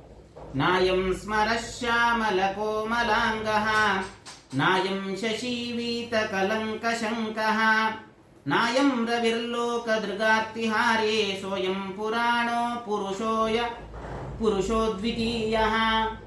ಇವನನ್ನು ಮನ್ಮಥ ಅಂತ ಹೇಳೋಣ ಅಂತಂದ್ರೆ ಮನ್ಮಥನಿಗೆ ಅಂಗ ಇಲ್ಲ, ಅವನು ಅನಂಗ ಅಂತ ಅವನಿಗೆ ಹೆಸರು. ಮನ್ಮಥನಿಗೆ ರುದ್ರದೇವರ 3ನೇ ಕಣ್ಣಿನಿಂದ ಅವನ ಅಂಗವೇ ಭಸ್ಮವಾಗೋಗಿ, ಮನ್ಮಥನಿಗೆ ಅಂಗ ಇಲ್ಲ. ಆದರೆ ನಮ್ಮ ಈ ಕೃಷ್ಣನನ್ನ ಮನ್ಮಥನಿಗೆ ಹೋಲಿಸೋಣ ಅಂದ್ರೆ ಪರಿಪೂರ್ಣವಾದ ಕೋಮಲಾಂಗವನ್ನು ಹೊಂದಿರತಕ್ಕಂಥವನು. ಇವನನ್ನು ಮನ್ಮಥ ಅಂತಾನೂ ಹೇಳಲಿಕ್ಕಾಗಲ್ಲ. ಮತ್ತೆ ಹೇಳ್ತಾರೆ ಇವನನ್ನು ಚಂದ್ರ ಅಂತ ಹೇಳೋಣ ಅಂತಂದ್ರೆ ನಾಯಂ ಶಶೀವೀತ ಕಲಂಕ ಶಂಕಃ. ಚಂದ್ರನಲ್ಲಿ ಕಲಂಕಗಳು ಕಂಡು ಬರ್ತದೆ, ಆದರೆ ನಮ್ಮ ಕೃಷ್ಣನಲ್ಲಿ ಯಾವ ಕಲಂಕಗಳು ಕೂಡ ಇಲ್ಲ. ಇವನನ್ನ ಚಂದ್ರನಿಗೂ ಹೋಲಿಸ್ಲಿಕ್ಕಾಗಲ್ಲ. ಹೋಗ್ರೆ ಸೂರ್ಯನಿಗೆ ಹೋಲಿಸೋಣ ಅಂತಂದ್ರೆ ನಾಯಂ ರವಿರ್ ಲೋಕ ದೃಗಾರ್ತಿಹಾರಿ, ಅವನು ಲೋಕಕ್ಕೆಲ್ಲ ತಾಪವನ್ನು ಕೊಡ್ತಾನೆ ಸೂರ್ಯ. ಆದರೆ ನಮ್ಮ ಕೃಷ್ಣ ಎಲ್ಲ ವಿಧವಾದ ತಾಪತ್ರಯಗಳನ್ನು ಪರಿಹಾರ ಮಾಡ್ತಾನೆ. ಆದ್ರಿಂದ ಇವನನ್ನು ಸೂರ್ಯ ಅಂತನೂ ಹೋಲಿಸ್ಲಿಕ್ಕಾಗಲ್ಲ. ಮತ್ತೇನು, ಯಾರು ಅಲ್ಲ, ಅದ್ವಿತೀಯನಾಗಿರ್ತಕ್ಕಂಥವನು. ಸೋಯಂ ಪುರಾಣ ಪುರುಷ ಅದ್ವಿತೀಯ, ಇವನಿಗೆ ಸಮಾನನಾಗಿರ್ತಕ್ಕಂತಹ ಲಕ್ಷ್ಮೀಕಾಂತ ಸಮಂತತೋಪಿ ಕಲಯನ್ ನೈವೇಶಿತುಸ್ತೆ ಸಮಂ ಪಶ್ಯಾಂ ವ್ಯುತ್ತಮ ವಸ್ತು ದೂರ ತರತೋ ಅಪಾಸ್ತಂ ರಸೋಯೋಷ್ಟಮ. ಜಗತ್ತಿನಲ್ಲಿ ಇರತಕ್ಕಂತಹದ್ದೇ ರಸಗಳು 6 ರಸಗಳು ಮಾತ್ರ. 7ನೇ ರಸನೇ ಇಲ್ಲ. 8ನೇ ರಸ ಅಂತಂದ್ರೆ ಎಲ್ಲಿಂದ ತರಬಹುದು? ನಾನು 8ನೇ ರಸದಲ್ಲಿ ಅಡಿಗೆ ಮಾಡಿದ್ದೀನ್ರಿ ಅಂತಂದ್ರೆ 6ನೇ ರಸ, 7ನೇ ರಸನೇ ಇಲ್ಲ, 8ನೇ ರಸದಲ್ಲಿ ಎಲ್ಲಿಂದ ತರಬೇಕು? ಹಾಗೆ ಭಗವಂತನಿಗೆ ಸಮಾನರಾದವರೇ ಇಲ್ಲ ಅಂತಂದ ಮೇಲೆ ಅವನನ್ನು ಮೀರಿಸತಕ್ಕಂತಹ ವ್ಯಕ್ತಿಗಳನ್ನು ಜಗತ್ತಿನಲ್ಲಿ ಎಲ್ಲಿಂದ? ಇದೆಲ್ಲ ಕೃಷ್ಣನನ್ನು ನೋಡಿ ಅಂದ್ರತ್ತೆ. ಆವಾಗ ಇನ್ನ ಕೃಷ್ಣನ ಕಡೆಯವರು ಲಕ್ಷ್ಮೀ ದೇವಿಯನ್ನು ನೋಡಿದರಂತೆ. ರುಕ್ಮಿಣಿ ದೇವಿ ಏನು ಸೌಂದರ್ಯ! ಇವಳನ್ನು ನೋಡಿದರೆ ಸಾಮಾನ್ಯಳಾಗಿರ್ತಕ್ಕಂತಹ ವ್ಯಕ್ತಿ ಅನ್ಸೋದಿಲ್ಲ. ಶ್ರೀರೇವ ಸಾ ಭೀಷ್ಮ ಸುತಾ ಮನೋಜ್ಞ ಶ್ರೀವಲ್ಲಭೋಯಂ ಸುಭಗಾಗ್ರಗಣ್ಯ. ಇವಳ ಕಾಂತಿ ನೋಡಿದರೆ ಸಾಕ್ಷಾತ್ ಲಕ್ಷ್ಮೀ ದೇವಿ, ಇವಳು ಬೇರೆ ಅಲ್ಲ. ಅಂತಹ ಒಂದು ಮನೋಜ್ಞವಾಗಿರತಕ್ಕಂತಹ ರೂಪವನ್ನು ಧಾರಣೆ ಮಾಡಿರ್ತಕ್ಕಂಥವಳಾಗಿದ್ದಾಳೆ. ಏತೋ ಸಮೇತೋ ಭವತಾಂ ಇತಿ ಮೇ ಧಾತಾರಮಾತ್ಮೇಷ್ಟದಮರ್ಚಯಂತೆ. ಇವರಿಬ್ಬರ ಅನ್ಯೋನ್ಯ ಸಂಬಂಧವನ್ನು ನಾವು ಚಿಂತನೆ ಮಾಡಿದರೆ ನಮ್ಮ ಎಲ್ಲ ವಿಧವಾದ ತಾಪತ್ರಯಗಳು ಕೂಡ ಪರಿಹಾರವಾಗುವಂತಹ ಒಂದು ದೊಡ್ಡ ಸೌಭಾಗ್ಯ ಆ ರುಕ್ಮಿಣಿಯ ಚಿಂತನೆಯನ್ನು ಮಾಡ್ತಾ ಇದ್ದಾರೆ. ಹೀಗೆ ಮಾಡಿದಾಗ ಅಂತಃಪಟವನ್ನು ಹಿಡಿದಿದ್ದಾರೆ. ಭಗವಂತನನ್ನ ಚಿಂತನೆಯನ್ನೇ ಮಾಡ್ತಾ ಇದ್ದಾಳೆ. ಒಂದೊಂದು ಗುಣಗಳ ಚಿಂತನೆಯನ್ನೇ ಮಾಡ್ತಾ ಇದ್ದಾಳೆ. ಎಷ್ಟು ಭಗವಂತನ ಗುಣಚಿಂತನೆ! ಇವತ್ತು ಎಲ್ಲ ಹೆಣ್ಮಕ್ಳು ನಿಂತಿರ್ತಾರೆ, ಬರೇ ಫೋಟೋ ಫೋಸ್ಗಳಿಗೋಸ್ಕರ ಆಗೋಗಿರು. ಅಂತಃಪಟದಲ್ಲಿ ಏನು ಚಿಂತನೆ ಇರಬೇಕು ಅನ್ನೋದೇ ಗೊತ್ತಿಲ್ಲ. ಆದರೆ ನಿರಂತರವಾಗಿ ಪತಿಯ ಅಂತರ್ಯಾಮಿಯಾದ ಗುಣಚಿಂತನೆಯನ್ನು ಮಾಡ್ತಾ ಇರಬೇಕಂತ. ಭಗವಂತನ ಗುಣಚಿಂತನೆ ಮಾಡಬೇಕಾದ್ರೆ ಅವಳಿಗೆ ಕಂಡಿದ್ದು ಭಗವಂತನ ಕಾಲುಗಳು ಕಾಣ್ತದೆ. ಉಗುರು ಏನು ದಿವ್ಯವಾಗುತ್ತೆ, ಅದರದ್ದೇ ಗುಣಚಿಂತನೆ ಮಾಡ್ತಾ ಇದ್ದಂಥವು. ಏನು ಯಾವ ಬ್ರಹ್ಮಾಂಡದ ಕರ್ಪರವನ್ನು ಭೇದಿಸಿ ಭಗವಂತನ ಗಂಗಾಜನಕನಾಗಿ ಇಡೀ ಅಹಲ್ಯೆಯ ಉದ್ಧಾರವನ್ನು ಮಾಡಿರ್ತಕ್ಕಂತಹ ಪಾದ ಅದು. ಸಂಚಿಂತಯೇತ್ ಭಗವತಶ್ಚರಣಾರವಿಂದಂ ಧ್ವಜ್ರಾಂಕುಶ ಸರೋರು ಜಹಲಂಚನಾಡ್ಯಂ. ಎಲ್ಲ ಭಗವಂತನ ಪಾದಗಳಲ್ಲಿ ಧ್ವಜ, ವಜ್ರ, ಅಂಕುಶ ಇವೆಲ್ಲ ಚಿಹ್ನಿತವಾಗಿರತಕ್ಕಂತಹ ಪಾದಗಳು. ಅಂತಹ ಭಗವಂತನ ಪಾದದ ಚಿಂತನೆಯನ್ನ ಲಕ್ಷ್ಮೀದೇವಿ ತಾನು ಮಾಡ್ತಾ ಇರತಕ್ಕಂಥವಳಾಗಿದ್ದಾಳೆ. ಹೀಗೆ ಮಾಡ್ತಾ ಇದ್ದಾಗ ಎಲ್ಲ ಬ್ರಾಹ್ಮಣರು ಕೂಡ ಆ ಸಂದರ್ಭದಲ್ಲಿ ಅಂತಃಪಟವನ್ನ ತೆಗೆದಿರ್ತಕ್ಕಂಥವರಾಗಿದ್ದಾರೆ. ತದೇವ ಲಗ್ನಂ ಸುಜಿನಂ ತದೇವ ತಾರಾಬಲಂ ಚಂದ್ರ ಬಲಂ ತದೇವ ವಿದ್ಯಾಬಲಂ ತೈವ ಬಲಂ ತದೇವ ಲಕ್ಷ್ಮೀಪದೇಂದ್ರಿಯಂ ಸ್ಮರಾಮಿ. ಹೀಗೆ ಆ ಸರ್ವೋತ್ತಮ ಅಂತಃಪಟವನ್ನು ತೆಗೆದಾಗ ಆ ದಿವ್ಯ ಮಂಗಳ ರೂಪದಿಂದ ತನ್ನ ನೋಟದಿಂದಲೇನೆ ಭಗವಂತನ ಆ ಅದ್ಭುತವಾಗಿರತಕ್ಕಂತಹ ಪರಮಾತ್ಮನಿಗೆ ಷೋಡಶೋಪಚಾರ ಪೂಜೆ ಮಾಡಿದ್ದ. ಅವಳ ಆನಂದ ಬಾಷ್ಪ ಬರ್ತಾ ಇತ್ತು. ಭಗವಂತ ಸ್ವೀಕಾರ ಅದನ್ನೇ ಪಾದಪೂಜೆ ಅಂತ ಮಾಡ್ತಾ, ಅದು ಕಾಲಿನ ಮೇಲೆ ಬಿತ್ತಂತ ಪಾದಪೂಜೆ ಅಂತ ಮಾಡಿದ್ಲಂತ. ಭಗವಂತನ ಆ ಕಾರುಣ್ಯವನ್ನು ನೆನೆದಂತಹ ಅವಳಿಗೆ ಆನಂದ ಬಾಷ್ಪ ಅದು ಕಾಲಿನ ಮೇಲೆ ಬಿತ್ತು, ಅದನ್ನು ಪಾದಪೂಜೆ ಆಯಿತು. ಎಲ್ಲ ವಿಧವಾದ ತನ್ನ ದಿವ್ಯವಾಗಿರತಕ್ಕಂತಹ ನೋಟಗಳಿಂದಲೇನೆ ತನ್ನ ಎಲ್ಲ ದೇಹವನ್ನು ಸಮರ್ಪಣೆ ಮಾಡಿದ್ದಾಳೆ. ಅದೇ ವಸ್ತ್ರ ಆಯಿತು, ಅವಳಿಗೆ ಆಭರಣಗಳಾಯಿತು, ವಸ್ತ್ರಗಳಾಯಿತು. ಎಲ್ಲ ವಸ್ತ್ರಗಳಾಗಿ ತನ್ನ ನೋಟಗಳಿಂದಲೇನೆ ಆರತಿಯನ್ನು ಮಾಡಿದ್ದ. ದೀಪ ಅವು ಕಣ್ಣುಗಳಂತೆ, ಲಕ್ಷ್ಮೀದೇವಿಯ ಕಾಂತಿ ಕಣ್ಣುಗಳಿಂದ ಆರತಿಯನ್ನು ಮಾಡಿದ್ದ. ಮತ್ತೆ ನೈವೇದ್ಯ ಏನು ಸಮರ್ಪಣೆ ಮಾಡಿದ್ಲು ಅಂತಂದ್ರೆ ಆ ಲಕ್ಷ್ಮೀದೇವಿಯ ಮನಸ್ಸನ್ನೇ ನೈವೇದ್ಯವನ್ನಾಗಿ ಸಮರ್ಪಣೆ ಮಾಡಿ, ಸಂಪೂರ್ಣವಾಗಿ ತನ್ನ ಮನಸ್ಸನ್ನೇ ನೈವೇದ್ಯವನ್ನಾಗಿ ಸಮರ್ಪಣೆ ಮಾಡಿ ಇಡೀ ಭಗವಂತನ ಆ ರೂಪವನ್ನ ಚಿಂತನೆ ಮಾಡಿ ಆರತಿಯನ್ನು ಎತ್ತಿದ್ದಾಳಂತೆ. ಷೋಡಶೋಪಚಾರ ಪೂಜೆ ಮಾಡಿದ್ದಾಳೆ. ಇಂತಹ ಭಾವನೆ ವಧುವಿಗೂ ಇರಬೇಕು, ವರನಿಗೂ ಇರಬೇಕು. ಲಕ್ಷ್ಮೀದೇವಿಯ ಸನ್ನಿಧಾನ ವಧುವಿನಲ್ಲಿ ಇರ್ತದೆ ಅಂತ ವರನಿಗಿರಬೇಕು, ವರನಿಗೆ ಆ ಭಗವಂತನ ಸನ್ನಿಧಾನ ವಿಶೇಷವಾಗಿ ಇರ್ತದೆ ಅಂತ ಚಿಂತನೆ ಇರಬೇಕು. ಇದನ್ನ ಇಟ್ಟುಕೊಂಡು ಆ ಅಂತಃಪಟದಲ್ಲಿ ದೇವರ ಚಿಂತನೆ ಮಾಡ್ತಾ ಇರಬೇಕು. ಹೋಗ್ಬಿಟ್ಟು ಫೋಟೋ ಪೋಸ್ ಕೊಟ್ಕೋತಾ ಇರ್ತಾವೆ. ಹಾಗಿರಬಾರ್ದು ಜೀವನದಲ್ಲಿ. ಇವೆಲ್ಲ ಯಾಕೆ ಹೀಗೆ ಭಗವಂತ ಮಾಡಿಸಿ ತೋರಿಸ್ತಾನೆ? ಪ್ರತಿಯೊಂದು ಹಂತವನ್ನು ಕೂಡ ಭಾಗವತಾದಿ ಗ್ರಂಥಗಳು ಯಾಕೆ ಉಲ್ಲೇಖ ಮಾಡ್ತದೆ ಅಂತಂದ್ರೆ, ನಮ್ಮ ಜೀವನದಲ್ಲಿ ಎಂತಹ ಕಾಲದಲ್ಲಿ ಯಾವ ರೀತಿಯಾಗಿ ಇರಬೇಕು ಅನ್ನೋದು ಕೂಡ ಭಾಗವತ ತಿಳಿಸತಕ್ಕಂತಹ ಒಂದು ಸಂದೇಶ. ಹೀಗೆ ಆ ಕಲ್ಯಾಣವಾಗತಕ್ಕಂತಹದ್ದಾಗಿದೆ. ವಿಶೇಷವಾಗಿ ಆ ರುಕ್ಮಿಣಿಯನ್ನ ಸ್ವೀಕಾರ ಮಾಡಿಕೊಂಡು ಭಗವಂತ ಎಷ್ಟು ಅನುಗ್ರಹ ಮಾಡಿದ್ದಾನೆ. ಸತ್ಯಭಾಮೆಯನ್ನು ಸ್ವೀಕಾರ ಮಾಡಿದ. ರುಕ್ಮಿಣಿ ಅಂತಂದ್ರೆ ಭಾರಿ. ರುಕ್ಮಿಣಿ ಸತ್ಯಭಾಮೆಯವರು ಸಾಕ್ಷಾತ್ ಲಕ್ಷ್ಮೀದೇವಿಯ ಎರಡು ರೂಪಗಳು. ಶ್ರೀಭೂ ರುಕ್ಮಿಣಿ ದೇವಿ ಸಾಕ್ಷಾತ್ ಲಕ್ಷ್ಮಿಯ ಅವತಾರ, ಭೂದೇವಿ ಸಾಕ್ಷಾತ್ ಸತ್ಯಭಾಮೆ, ಭೂದೇವಿಯ ಸತ್ಯಭಾಮೆಯಾಗಿ ಅವತಾರ ಮಾಡಿರ್ತಕ್ಕಂಥವ್ರು. ಇಷ್ಟೆಲ್ಲ ಜನರನ್ನ ವಿವಾಹವಾಗಿ ನರಕಾಸುರನನ್ನು ಸಂಹಾರ ಮಾಡಿ 16,100 ಜನ ಅಗ್ನಿಪುತ್ರರು ಅವರೆಲ್ಲ ಭಗವಂತನನ್ನ ವಿವಾಹವಾಗಬೇಕು ಅಂತ ದೇವರು ಕೇಳಿದ್ರು. ಗಂಡಸರು ಪುರುಷರು ತಾವು ಬೇಡಿದ್ರು. ದೇವರು ಅವರಿಗೆಲ್ಲ ಸ್ತ್ರೀದೇಹವನ್ನು ಕೊಟ್ಟು ಅವರನ್ನು ಕೂಡ ವಿವಾಹವಾಗಿ ದೊಡ್ಡ ಕಾಲೋನಿನೇ ನಿರ್ಮಾಣ ಮಾಡಿದ್ದಾನೆ. ಅವ್ಯಾಕೃತ ಗೃಹಸ್ಥಾಯ ಅಂತ ಹೇಳ್ತಾರೆ. ಒಂದು ಮನೆಯನ್ನು, ಒಂದು ಹೆಂಡತಿಯನ್ನ ಮನೆಯಲ್ಲಿ ಇಟ್ಟುಕೊಂಡು ಸುಖವಾಗಿ ಸಂಸಾರ ಮಾಡ್ಲಿಕ್ಕಾಗಲ್ಲ ಇವತ್ತಿನ ಜನಾಂಗಕ್ಕೆ. ಲೋಕ ವಿಲಕ್ಷಣನಾದ ಭಗವಂತ ಕಾಲೋನಿಯನ್ನು ನಿರ್ಮಾಣ ಮಾಡಿದ್ದಾನೆ. 16,108 ಮನೆಯನ್ನ ನಿರ್ಮಾಣ ಮಾಡಿ ಪ್ರತಿಯೊಂದು ಒಂದೊಂದು ಮನೆಯಲ್ಲೂ ಒಂದೊಂದು ರೂಪ, ಅದ್ಭುತವಾದ ರೂಪಗಳನ್ನು ಧಾರಣೆ ಮಾಡಿಕೊಂಡು ಭಗವಂತ ಸಂಸಾರ ಮಾಡ್ತಾ ಇದ್ದಾನೆ. ನಾರದರು ಇಂತಹ ರುಕ್ಮಿಣಿ ಮತ್ತೆ ಸತ್ಯಭಾಮ ಇಷ್ಟು ಜನರನ್ನು ಮದುವೆ ಆಗಿದ್ದಾನೆ. ಒಬ್ಬರನ್ನು ಮದುವೆ ಆದ್ರೇನೆ ಗೋಳಾಟ ಆಗಿ ಹೋಗಿರ್ತದೆ. ಇವನು ಹೇಗೆ ಸಂಸಾರ ಮಾಡ್ತಾ ಇದ್ದಾನೆ ಅಂತ ನೋಡಬೇಕು ಅಂತ ಬಂದ್ರದ್ದು. ಒಂದು ಮನೆಯಲ್ಲಿ ಕೃಷ್ಣ ತಾನು ಆರಾಮ ಹೆಂಡತಿ ಕೈಯಲ್ಲಿ ಎಣ್ಣೆ ಹಚ್ಚಿಕೋತಾ ಇದ್ದಂತೆ, ರುಕ್ಮಿಣಿ ಕೈಯಲ್ಲಿ.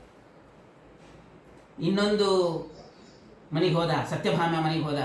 ಅಲ್ಲಿ ಪರ್ಯಂಕದಲ್ಲಿ ಉಯ್ಯಾಲೆ ತೂಗಿಸ್ಕೋತಾ ಇದ್ದಂತೆ.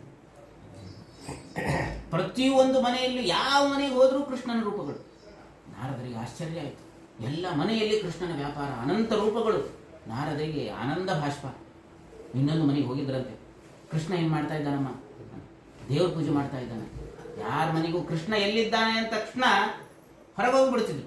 ಅದ್ರ ದೇವ್ರ ಪೂಜೆ ಮಾಡ್ತಾ ಇದ್ದಾನೆ ಅಂತ ತಕ್ಷಣ ಕುತೂಹಲ ಶುರುವಾಯ್ತು. ಯಾಕೆ ಇಡೀ ಜಗತ್ತೇ ಇವನನ್ನು ಪೂಜೆ ಮಾಡ್ತಾ ಇದೆ, ಇವನ್ ಯಾರು ಪೂಜೆ ಮಾಡ್ತಾನ? ಇವನ್ ದೇವ್ರ ಪೇಟಿಗೆ ನೋಡ್ಬೇಕು ಅಂತ. ನಾರದ್ರೆ ಕೂಡ್ರಿ ಕರ್ಕೊಂಡ್ಬರ್ತೀನಿ ಅಂತಂದು ಅವ್ಳು ಕರ್ಕೊಂಡ್ಬರ್ತೀನಿ ಅಂತ ಅವಳು ಒಳಗೆ ಹೋಗಿದ್ದಾಳೆ. ಅವಳು ಹಿಂದೆ ಹೋಗ್ಬಿಟ್ಟಿದ್ದಾನೆ.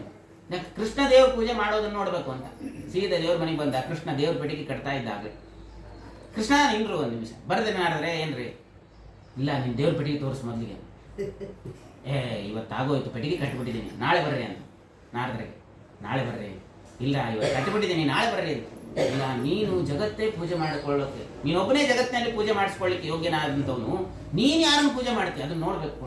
ನಾಳೆ ತನಕ ಆ ಕುತೂಹಲವನ್ನು ತಡ್ಕೊಳ್ಳುವಂತಹ ಓಪಿಗೆ ನನಗಿಲ್ಲ, ಇವತ್ತು ತೋರಿಸ್ಬಿಡು ನಾನು ಹೋಗಿ. ಅದಕ್ಕೆ ನಾರದರಿಗೋಸ್ಕರ ಪೆಟ್ಟಿಗೆ ತೆಗೆದಂತೆ. ಪೆಟ್ಟಿಗೆ ತೆಗೆದ್ರೆ ಒಂದು ದೊಡ್ಡ ಸಂಪುಷ್ಟ ಇತ್ತು. ಆ ಸಂಪುಷ್ಟ ಬಂಗಾರದ ಸಂಪುಷ್ಟ. ಅದ್ರ ತೆಗೆದ, ಅದರಾಗ ಒಂದು ಬಂಗಾರ ಸಂಪುಷ್ಟ, ಅಲ್ಲಿ ಬಂಗಾರದ ಸಂಪುಷ್ಟ, ಒಳಗಡೆ ಬಂಗಾರ ಸಂಪುಷ್ಟ, ಒಳಗಡೆ ಇಷ್ಟು ಬಂಗಾರ ಸಂಪುಷ್ಟ, ವಜ್ರ ಖಚಿತವಾದ ಒಂದು ಸಂಪುಷ್ಟ ಇತ್ತಂತೆ. ಸ್ವಾಮಿ ಏನು ಪೂಜೆ ಮಾಡ್ತಾನೆ ಅಂತ ತೆಗೆದು ನೋಡಿದ್ರೆ ಒಂದಿಷ್ಟು ಮಣ್ಣಿತ್ತಂತೆ. ಏನು ಕೃಷ್ಣ, ಏನೋ ದೇವ್ರ ಪ್ರತಿಮೆ, ಏನೋ ಸಾಲಿಗ್ರಾಮ ಮಾಡ್ತೀಯ ಅಂತ ಅನ್ಕೊಂಡೆ, ಮಣ್ಣು ಪೂಜೆ ಮಾಡ್ತಾ ಇದ್ದೇನೆ. ಸಾಮಾನ್ಯ ಮಣ್ಣು ಅನ್ಕೊಳ್ಬೇಡ. ಸಮಸ್ತ ಸಂಪತ್ ಸಮವಾಪ್ತಿ ಹೇತವ. ನೀವೆಲ್ಲ ಬ್ರಾಹ್ಮಣರು ಬಂದಿರ್ತೀರಲ್ಲ, ಬಂದು ಹೋದ ಮೇಲೆ ಉಳಿದ ಪಾದದ ಧೂಳನ್ನ ಇಟ್ಕೊಂಡು ಪೂಜೆ ಮಾಡ್ತೀನಿ ಅಂತ. ಸಾಮಾನ್ಯ ಅಲ್ಲ, ಬ್ರಾಹ್ಮಣರ ಪಾದದ ಧೂಳು ಇದು ಸಾಮಾನ್ಯ ಅನ್ಕೊಂಡಿದ್ಯಾ? ಸಮಸ್ತ ಸಂಪತ್ ಸಮವಾಪ್ತಿ ಹೇತವ, ಸಮುಕ್ತಿಕಾಪತ್ ಕುಲಧೂಮಕೇತವ, ಅಪಾರ ಸಂಸಾರ ಸಮುದ್ರ ಸೇತವ, ಪುನಂತು ಮಾಂ ಬ್ರಾಹ್ಮಣ ಪಾದಪಾಂಸವ ಅನ್ನಂತ ಸ್ವಾಮಿ. ನಾನು ಜಗತ್ತೆಲ್ಲ ಪರಮಾತ್ಮನನ್ನ ಆರಾಧನೆ ಮಾಡ್ತಾ ಇದ್ರೆ ಅಹಂ ಬ್ರಾಹ್ಮಣ ದೇವತೆ, ಮಮ ದೇವತಾ ಅಂತಂತಾನೆ. ಬ್ರಾಹ್ಮಣರು ನನಗೆ ದೇವತೆಗಳು, ಅವರ ಪಾದದ ಧೂಳನ್ನು ನಾನು ಪೂಜೆ ಮಾಡ್ತೀನಿ ಅಂತ ಪಾದದ ಧೂಳನ್ನ ಇಟ್ಟುಕೊಂಡು ಪೂಜೆ ಮಾಡ್ತಾ ಇದ್ದೆ. ಏನು ಕಾರುಣ್ಯ! ಸಾಷ್ಟಾಂಗ ನಮಸ್ಕಾರ ಮಾಡಿದ್ದ ನಾರದ. ಎಷ್ಟು ಕಾರುಣ್ಯ ಸ್ವಾಮಿ ನಿನ್ನ ಜಗತ್ತಿಗೆ. ಇಂತಹ ವಿವಾಹದ ಈ ಪರೀಕ್ಷೆಯನ್ನು ಮಾಡಲಿಕ್ಕೆ ನಾನು ಬಂದೆ, ನನ್ನ ಅಪರಾಧ. ನೋಡಿದ್ರೆ ನಮ್ಮಂತಹ ಬ್ರಾಹ್ಮಣರ ಪಾದದ ಧೂಳನ್ನು ಇಟ್ಟುಕೊಂಡು ಪೂಜೆ ಮಾಡ್ತೀನಿ ಅಂತ ಹೇಳ್ತಿದ್ದೆ. ಇಷ್ಟು ರುಕ್ಮಿಣಿ ದೇವಿ ತಾನು ಸಾಷ್ಟಾಂಗ ನಮಸ್ಕಾರ ಮಾಡಿದ್ಲು. ಆವಾಗ ಬ್ರಾಹ್ಮಣನ ಪಾದವನ್ನು ತಂದು ಕೊಟ್ಟಾಗ, ಪತ್ರವನ್ನು ತಂದು ಕೊಟ್ಟ. ಇವನು ಸಾಮಾನ್ಯ ಬರೀ ನಮಸ್ಕಾರ ಅಲ್ಲ, ಪೂಜೆಯನ್ನೇ ಮಾಡ್ತಾ ಇದ್ದಾನೆ, ಬೇರೆ ಪೂಜೆ ಇಲ್ಲ. ಅವನ್ಯಾ ಸಾಲಿಗ್ರಾಮ ಪೂಜೆ ಮಾಡಬೇಕು? ಆದ್ದರಿಂದ ನಾನು ಬ್ರಾಹ್ಮಣರ ಪೂಜೆಯನ್ನು ಮಾಡ್ತೇನೆ ಅಂತ ಅಷ್ಟು ಮಹತ್ವವನ್ನು ತಿಳಿಸಿಕೊಟ್ಟಿರ್ತಕ್ಕಂಥವನಾಗಿದ್ದಾನೆ. ಹೀಗೆ ರುಕ್ಮಿಣಿಯ ವಿಶಿಷ್ಟವಾದ ಕಲ್ಯಾಣ ಅದನ್ನು ಚಿಂತನೆ ಮಾಡ್ತಾ ಮಾಡ್ತಾ ಇದ್ದರೆ ನಮ್ಮ ಜೀವನದಲ್ಲಿ ಇರತಕ್ಕಂತಹ ಸಂಸಾರದಲ್ಲಿ ಇರತಕ್ಕಂತಹ ಎಲ್ಲ ಕ್ಲೇಶಗಳು ಪರಿಹಾರವಾಗುತ್ತೆ. ಆದರೆ ನಾವು ಹಾಗೆ ಮಾಡೋದಿಲ್ಲ. ಏನು ಮಾಡ್ತೇವೆ? ನಾವು ಸಂಪಾದನೆ ಮಾಡ್ತೇವೆ. ನಮ್ಮ ಜೀವನದಲ್ಲಿ ನಾವು ನಿರಂತರ ರುಕ್ಮಿಣಿ ಕಲ್ಯಾಣ ಮಾಡ್ತಾ ಇರಬೇಕು. ಮಾಡೋದಂದ್ರೆ ಏನರ್ಥ? ರುಕ್ಮಿಣಿ ಅಂತಂದರೆ ನಮ್ಮ ಸಂಪತ್ತು. ಆ ಸಂಪತ್ತನ್ನು ನಾವೇನು ಮಾಡ್ತೇವೆ? ನಮ್ಮ ಸ್ವಾರ್ಥಕ್ಕೋಸ್ಕರ ಜೀವನಕ್ಕೋಸ್ಕರ ಬಳಸ್ತೀವಿ. ಅದೆಲ್ಲ ಶಿಶುಪಾಲನೆಗೆ ಕೊಟ್ಟು ಮದುವೆ ಮಾಡಿದಂಗೆ ಆಗುತ್ತೆ. ನಮ್ಮ ಸಂಪತ್ತನ್ನು ಯಾವ ಸ್ವಾರ್ಥಕ್ಕಾಗಿ ನಮ್ಮ ಭೋಗಕ್ಕೋಸ್ಕರ ಉಪಭೋಗಿಸಿದರೆ ಅದೆಲ್ಲವೂ ಕೂಡ ಶಿಶುಪಾಲನೆಗೆ ಕೊಟ್ಟು ಮದುವೆ ಮಾಡಿದಂಗೆ ಆಗುತ್ತೆ. ಆದರೆ ಆ ಸಂಪತ್ತೆಲ್ಲ ಯಾಕೆ ಇರಬೇಕು? ದೇವರಿಗೋಸ್ಕರ. ದೇವರು ಕೊಟ್ಟ ಸಂಪತ್ತು ಕೆರೆಯ ನೀರನ್ನು ಕೆರೆಗೆ ಚೆಲ್ಲಿ, ಆದ್ದರಿಂದ ಆ ಸಂಪತ್ತಿಗೆ ಅಭಿಮಾನಿಯಾಗಿರತಕ್ಕಂತಹ ಆ ರುಕ್ಮಿಣೀ ದೇವಿಯನ್ನ ದೇವರಿಗೆ ಕೊಟ್ಟು ಕೃತಾರ್ಥನಾಗುವಂತೆ ನಮ್ಮ ಸಂಪತ್ತನ್ನು ದೇವರಿಗೋಸ್ಕರ ಮೀಸಲಿಡಬೇಕು. ಏನು ಕಾರ್ಯ ಮಾಡಿದರೂ ಅದು ದೇವ ಕಾರ್ಯ, ಧರ್ಮ ಕಾರ್ಯ ಮಾಡಬೇಕು. ಅಂತಹ ಒಂದು ಸ್ವಭಾವವನ್ನು ಬೆಳೆಸಬೇಕು. ಇನ್ನೊಂದು, ರುಕ್ಮಿಣೀ ದೇವಿ ತತ್ವಜ್ಞಾನಕ್ಕೆ ಪ್ರತೀಕಗಳು ಅಂತ ಹೇಳಿದ್ದಾರೆ ಆಚಾರ್ಯ. ನಾವು ಪಡೆಯುವಂತಹ ತತ್ವಜ್ಞಾನ ಅದು ಲಕ್ಷ್ಮೀ ದೇವಿಗೆ ಪ್ರತೀಕ. ಅವಳೆಲ್ಲ ಸಮಸ್ತ ಜ್ಞಾನಾಭಿಮಾನಿ ದೇವತೆ ಅವಳು. ನಾವು ಸಂಪಾದನೆ ಮಾಡುವ ಜ್ಞಾನ ಅದು ಭಗವಂತನ ಜ್ಞಾನ ಆಗಿರಬೇಕು. ಲೌಕಿಕವಾದ ಜ್ಞಾನವನ್ನು ಸಂಪಾದನೆ ಮಾಡಿದರೆ ನಮ್ಮ ರುಕ್ಮಿಣಿಯನ್ನ ಶಿಶುಪಾಲನೆಗೆ ಕೊಟ್ಟು ಮದುವೆ ಮಾಡಿದಂಗೆ ಆಗುತ್ತೆ. ಹಾಗಾಗಬಾರ್ದು. ನಾವು ಸಂಪಾದನೆ ಮಾಡಿದ ಒಳ್ಳೆಯ ಆಧ್ಯಾತ್ಮಿಕ ಜ್ಞಾನವನ್ನು ದೇವರಿಗೆ ಕೊಟ್ಟು ಮದುವೆ ಮಾಡಬೇಕು ಅಂತಂದರೆ ಅದು ಭಗವದ್ವಿಷಯಕವಾದ ಚಿಂತನೆಗಳನ್ನು ನಿರಂತರವಾಗಿ ಮಾಡ್ತಾ ಇದ್ದಾಗ ಮಾತ್ರ ಇಂತಹ ರುಕ್ಮಿಣಿ ಕಲ್ಯಾಣಗಳನ್ನು ನಿರಂತರ ಮಾಡಿದಂತಹ ಫಲ ನಾವು ಪಡೀಲಿಕ್ಕೆ ಸಾಧ್ಯವಾಗುತ್ತೆ. ಆ ನಿಟ್ಟಿನಲ್ಲಿ ಭಾಗವತ ಬಹಳ ಸುಂದರವಾಗಿ ರುಕ್ಮಿಣಿ ಕಲ್ಯಾಣವನ್ನು ನಿರೂಪಣೆ ಮಾಡಿರ್ತಕ್ಕಂಥವರಾಗಿದ್ದಾರೆ. ಹೀಗೆ ನಮ್ಮ ಈ ಒಂದು ಪುರುಷೋತ್ತಮ ಮಾಸದಲ್ಲಿ ಇದು ಏನು ಜ್ಞಾನ ಕಾರ್ಯಗಳನ್ನು ಮಾಡ್ತಾ ಇದ್ದೇವೆ, ಇದೆಲ್ಲ ಭಗವಂತನಿಗೆ ಸಮರ್ಪಣೆ ಮಾಡುವಂತಹ ಒಂದು ರೀತಿ ರುಕ್ಮಿಣಿ ಕಲ್ಯಾಣವೇ. ಇಂತಹ ಜ್ಞಾನದ ಸಮರ್ಪಣೆಯನ್ನು ನೀವೆಲ್ಲ ಶ್ರದ್ಧಾಭಕ್ತಿಗಳಿಂದ ಇಷ್ಟು ನಿಮ್ಮ ಕೊಟ್ಟಂತಹ ದೇವರು ಕೊಟ್ಟಂತಹ ಸಂಪತ್ತನ್ನು ದೇವರಿಗೋಸ್ಕರ ಮೀಸಲಿಟ್ಟು ಇಂತಹ ದೊಡ್ಡ ಕಾರ್ಯ ಜ್ಞಾನ ಕಾರ್ಯಗಳನ್ನು ಮಾಡಿ ತನ್ಮೂಲಕ ರುಕ್ಮಿಣಿ ಕಲ್ಯಾಣವನ್ನು ಮಾಡುವಂತಹ ಒಂದು ದೊಡ್ಡ ಸಂಕಲ್ಪವನ್ನು ಮಾಡಿದಿರಿ. ಆದ್ದರಿಂದ ಅಂತಹ ಕಾರ್ಯಗಳು ನಮ್ಮಿಂದ ಮೇಲೆಯಿಂದ ಮೇಲೆ ಇಂತಹ ಕಾರ್ಯಗಳು ನಡೆದು ನಾವು ಕೂಡ ರುಕ್ಮಿಣಿ ಕಲ್ಯಾಣವನ್ನು ಮಾಡುವಂತಹ ಒಂದು ಪ್ರಸಂಗ ಭಾಗ್ಯಗಳೆಲ್ಲರಿಗೂ ಕೂಡ ನಿರಂತರ ದೇವರು ಕೊಡ್ತಾ ಇರಲಿ ಅಂತ ಪ್ರಾರ್ಥನೆ ಮಾಡ್ತಾ ನಾವು 4 ಮಾತುಗಳನ್ನು ಗುರುಗಳ ಅಂತರ್ಯಾಮಿಯಾಗಿರ್ತಕ್ಕಂಥ ಪರಮಾತ್ಮನಲ್ಲಿ ಸಮರ್ಪಣೆ ಮಾಡ್ತೀವಿ. ಶ್ರೀಕೃಷ್ಣ ಅರ್ಪಣ.